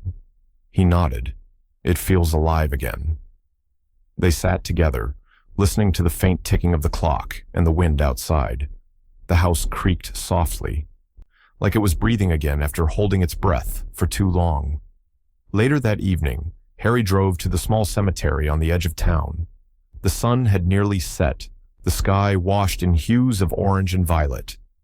He walked to Ellen's grave, a fresh layer of grass soft beneath his shoes. He knelt, brushing away a few stray leaves from her headstone. "It's done," he said softly. "I didn't think I'd ever see this place again. Not really, but it's ours again. The home, the memories. All of it." For a long moment he stayed there in the fading light, the breeze rustling the nearby trees. "You were right," he whispered. "Home isn't the walls. It's the heart that fills them." He placed a small daisy, one from Mrs. Lawson's bouquet, at the base of the stone, then stood, feeling the ache of both age and relief. When he returned home, Rebecca was waiting at the window, the lights glowing warmly behind her. Harry paused on the porch, looking in. The rooms, the laughter, the quiet peace, they all belonged again. And as he stepped inside, the door closing softly behind him, the house seemed to exhale. No longer just a structure restored by law, but a home reborn by love. Still, deep in the back of his mind, he knew. Peace, though earned, was never permanent. It had to be guarded, one day, one breath, one heartbeat at a time. Autumn deepened, and with it came a silence that no verdict could fill. The trial was over, the headlines had faded, but the fractures in the Green family remained, deep, unhealed, and unspoken. Daniel's name had become a ghost in Willow Creek. His phone number, disconnected. His house, sold to strangers. No one knew where he'd gone. Though whispers said he'd left the state entirely, what remained was absence, a hollow space where family used to live. Molly had vanished too. The woman who once hosted charity dinners and posted smiling photos of suburban success was now a recluse, seen only in passing at the edge of town, her head down, sunglasses on. She'd lost her friends, her reputation, and whatever faith she once had in Daniel's charm. But for Rebecca, the silence wasn't peace. It was an ache she carried everywhere, in the quiet mornings, in the way her father's eyes lingered too long on old family photos, in the sound of unanswered questions that would never have closure. One late afternoon, she stood at the edge of Harry's front yard, watching the light spill from his windows. The house looked alive again, flowers blooming along the porch, a faint scent of coffee drifting from the kitchen. It felt warm, but something in her chest still hurt. She knocked softly. Harry opened the door, his face lighting with surprise. "You could have just come in," he said, smiling faintly. "I know," she said, her voice quiet, "but it felt like I should ask this time." He gestured her inside. The living room was cozy, the soft hum of a record playing in the background. On the table sat 2 mugs of tea and a newspaper folded neatly beside them. "You've been reading again," she said, nodding toward the paper. "Just trying to keep my mind busy." He looked at her carefully. "You look tired." She sat down, folding her hands. "I keep thinking about him, Dad, about Daniel." Harry didn't answer at first. He stared out the window, watching leaves drift across the yard. "I know," he said finally. "So do I." Rebecca leaned forward, her voice cracking slightly. "I hate what he did, but I also hate that I still love him.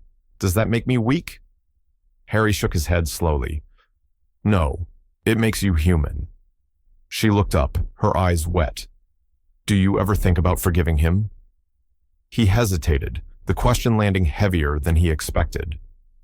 "I think about it," he admitted, "but forgiveness isn't the same as forgetting. I can't pretend it didn't happen, but I also can't carry it forever. It'll eat me alive." Rebecca nodded, her jaw trembling. "I want to let it go, but part of me can't. Every time I see your face, I remember what he did to you, what he took." Harry reached across the table, taking her hand gently. "He took from both of us," he said softly, "but we're still here. That means something." For a moment, they sat in silence. The only sound, the soft crackle of the record. The weight between them wasn't gone, but it was understood. "You know," Harry said after a long pause, "your mother used to say something when she was angry at me. She'd say, 'You can't build peace out of broken glass. You have to melt it down and start over.'" Rebecca smiled faintly through her tears. She always knew how to make it sound poetic. "She did," he said with a small laugh. "Maybe she's right. Maybe that's what we're doing now, melting it all down." Rebecca squeezed his hand, her grip firm. "Then we start over, just you and me." Harry's expression softened. "Just us." Outside, the sun dipped below the trees, casting long golden streaks through the window. The light touched Harry's face, lines of exhaustion and age mingling with quiet strength. Rebecca studied him for a moment, her heart full and heavy all at once. "You're still worried, aren't you?" she asked quietly. Harry didn't deny it. "He's still my son," he said simply, "and I know men like him. Pride doesn't die easily. But I'm done living in fear of what he might do next. Whatever comes, we'll face it together." Rebecca nodded, her expression resolute. Together. As dusk settled, Harry leaned back in his chair, looking around the home that had once been stolen from him. It was warm again, alive with light, but he felt the cost of every inch reclaimed. Justice had given him back his house, but it had taken pieces of his heart in exchange. And as the record spun softly in the background, the final track fading into quiet, father and daughter sat in that fragile peace, knowing that healing wasn't the same as wholeness, and that some wounds, even when closed, still ached when the night got quiet. The doctor's office was quiet, except for the low hum of machines and the faint rustle of paper. Harry sat on the edge of the examination table, the smell of antiseptic heavy in the air. His hands rested on his knees, veins visible and trembling slightly. Dr. Green, a calm, soft-spoken man in his 50s, flipped through the medical chart, his brow furrowed. "Your blood pressure's up again," the doctor said finally, "and that cough you've been ignoring. It's not nothing." Harry tried to smile, but it came out thin. "I've been through worse." Dr. Green looked over his glasses. "Maybe once, but not anymore." He set the chart aside and sat across from him. "Harry, your heart has been under strain for too long, physically, emotionally, every way possible. If you keep pushing yourself like this, it might not recover." Harry didn't answer right away. He stared at the doctor's shoes, polished precise, and thought about how strange it was to have someone half his age telling him to slow down. "You're saying I should stop living my life?" he said at last, voice even. "I'm saying you need to change how you live it," Dr. Green replied gently. "Rest. Let your daughter take on more. Walk, but not at midnight when you're thinking about everything you've lost. Sleep, Harry. The fight's over. Let your body remember what peace feels like." Harry let out a soft cough that turned into a wheeze before he could suppress it. The doctor handed him a tissue, waiting for him to catch his breath.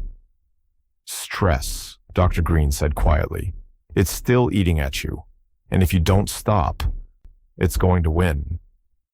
Outside, the sky was overcast when Harry stepped into the parking lot. The air carried the faint chill of early winter, sharp and clean.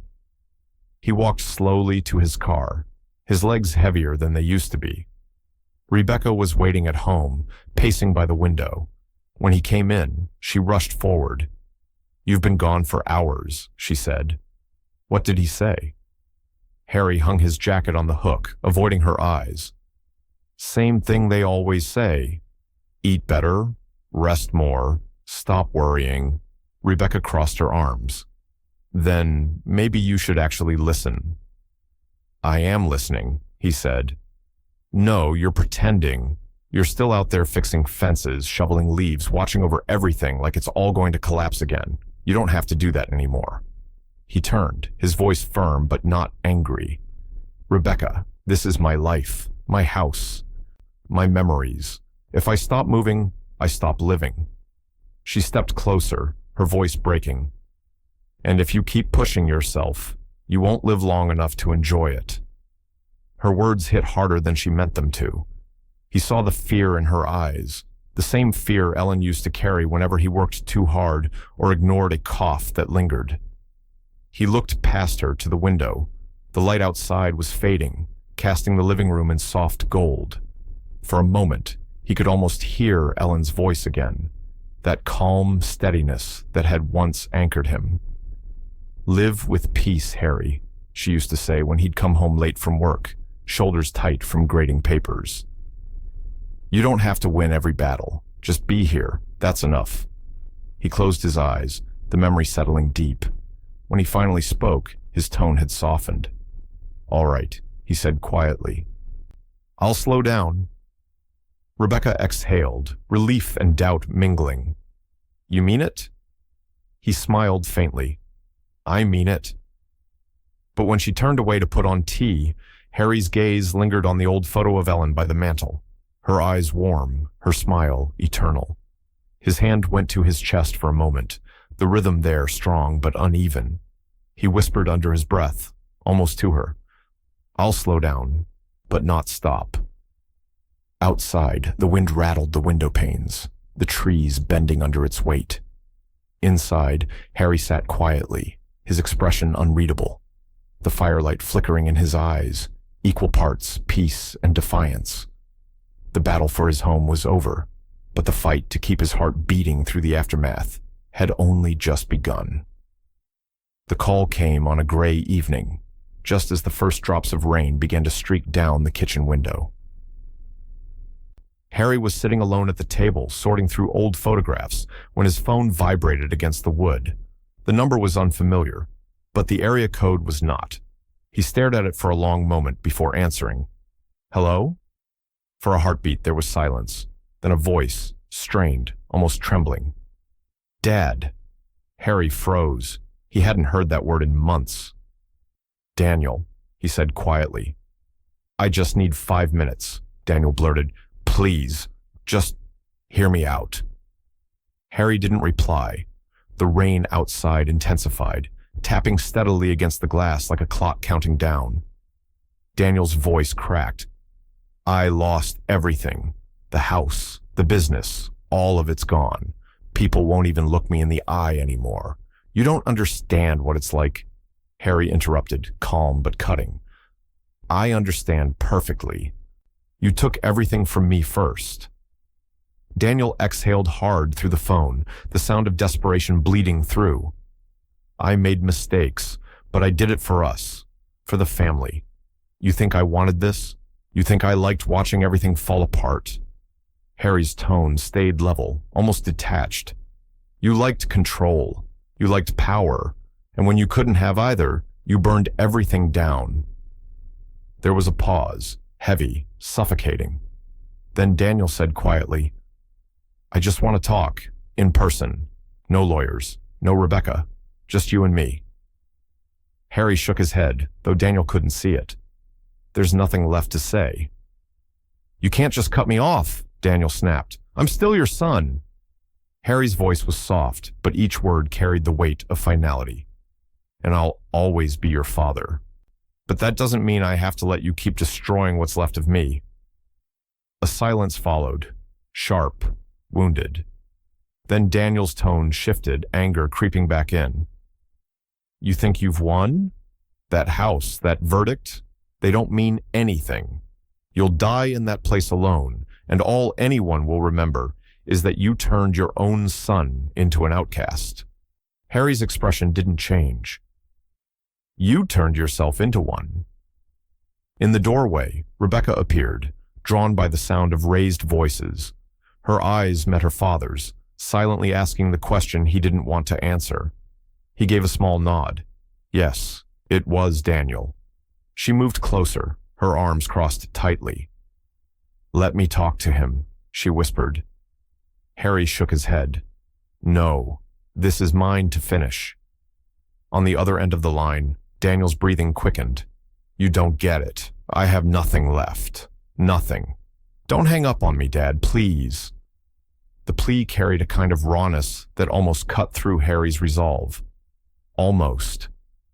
He looked down at the photograph on the table, one from years ago, Daniel and Rebecca as children, both of them covered in mud, laughing uncontrollably as Ellen took the picture. The memory hit like a wave, a life before bitterness, before greed. For a brief moment, his voice softened. You had everything, Daniel. A family, a chance to make things right. You chose this path. Then help me fix it, Daniel said, voice breaking. Just tell me what to do. Harry closed his eyes. There's nothing to fix anymore. Rebecca's hand tightened around the back of his chair, tears gathering in her eyes. She whispered, It's time, Dad. He nodded once, his expression calm but resolute. Daniel, he said into the phone, I hope you find peace someday, but it won't be through me. There was silence. Then Daniel's voice, low and bitter. You'll regret this. Harry's reply was quiet, almost tender. No, you will. And with that, he ended the call. The sound of the rain filled the room again, soft but relentless. Rebecca stood there, trembling, her voice barely a whisper. Is it over? Harry looked at the darkened phone screen, his reflection faint in the glass. It's done, he said simply. He placed the phone face down on the table and exhaled, the weight of years settling around him. Outside, the storm deepened, not violent, but steady, cleansing, washing the last remnants of the past down the quiet streets of Willow Creek. Winter had given way to early spring by the time the greenhouse came alive again. The front yard, once choked with neglect and silence, now carried the faint scent of blooming daffodils. Curtains hung fresh in the windows, the porch freshly painted. And through the open front door came the sound of laughter. It wasn't loud or raucous, just warm, the quiet hum of people at ease. Inside, Harry moved slowly between the small gathering in his living room. A few neighbors, Mrs. Lawson, Mr. Wu, and the Jenkins couple, sat with cups of tea, their voices low but cheerful. Rebecca flitted between them, arranging cookies on a plate, her face bright with a piece that had taken months to find. Harry wore a soft wool sweater, his gait slower than it used to be, but his eyes, though tired, carried a steady light. It had taken time for him to get used to the quiet again, the kind that didn't feel heavy. "Mr. Green," Mrs. Lawson said, setting down her cup, "I can't tell you how good it feels to see this house like this again. It looks just like it used to." Harry smiled faintly. "Not quite," he said, "but close enough." After the guests finished their tea, Rebecca brought out the old photo album from the bookshelf, the one Ellen had kept through decades of moves, each page filled with handwritten notes in the margins. She set it gently on the coffee table, her fingers brushing the worn leather cover. "Dad," she said softly, "why don't you show them? You tell the stories better than anyone." Harry chuckled under his breath. "You mean I take longer?" "That too," she said, smiling. He opened the first page, the old photos yellowed slightly at the edges. There was one of the house's foundation being laid, Ellen standing barefoot in the dirt, laughing as Harry held a hammer far too big for the job. He smiled as he spoke, the room growing still to listen. "We couldn't afford a contractor back then," he said, "so I built most of it myself. Took me all summer, every nail, every beam." She was right there beside me. Said she wanted a home built on effort, not money. Mrs. Lawson smiled wistfully. "And that's exactly what you made." Page after page, the memories unfolded. Birthdays, picnics, Daniel and Rebecca as kids chasing the family dog through the yard. The laughter in the photos almost seemed to echo faintly through the room, a reminder of the life that once filled these walls. When the photo album reached the later years, the mood shifted slightly. Fewer pictures, more distance in the faces. Harry's hand lingered on one in particular, a photo of Daniel at his high school graduation, Ellen's arm around him, pride radiating from her eyes. The room fell quiet. Rebecca reached across the table and rested her hand over his. "It's okay, Dad," she whispered. He nodded slowly, closing the album. "He's still part of this," he said quietly, "even if he's not here." The silence wasn't awkward. It was full, of understanding, of loss, of acceptance. Molly's name never came up. She'd faded from town life completely. No one knew where she'd gone, and no one seemed eager to ask. Her absence was its own kind of ending, not angry, not mournful, just inevitable. As the evening wore on, the neighbors began to leave, offering hugs and handshakes. "You've got your home back, Harry," Mr. Wu said at the door. Harry nodded. "More than that," he replied softly. "I've got my peace back." When the door finally closed and the last car pulled away, the house fell into that familiar stillness. Rebecca gathered the empty teacups while Harry sat back in his chair, watching the fire crackle in the hearth. "Do you ever think about him?" she asked quietly. He didn't need her to clarify who she meant. "Every day," he said, "but not with anger anymore. Just with hope that he finds whatever peace he's been running from." Rebecca came to sit beside him, slipping her hand into his. The two sat there in the soft glow of the fire, the quiet between them no longer painful but gentle, like a blanket laid over an old wound. After a long while, Harry whispered almost to himself, "This is peace." Rebecca looked at him, smiling faintly. "You earned it, Dad." He nodded, eyes distant, the flicker of the flames reflected in them. "No," he said softly. "It was never something to earn, just something to finally allow." Outside, Dusk deepened into night. From the street, the greenhouse looked exactly as it had in its best years. Warm light spilling softly through the windows, laughter still lingering faintly in its walls.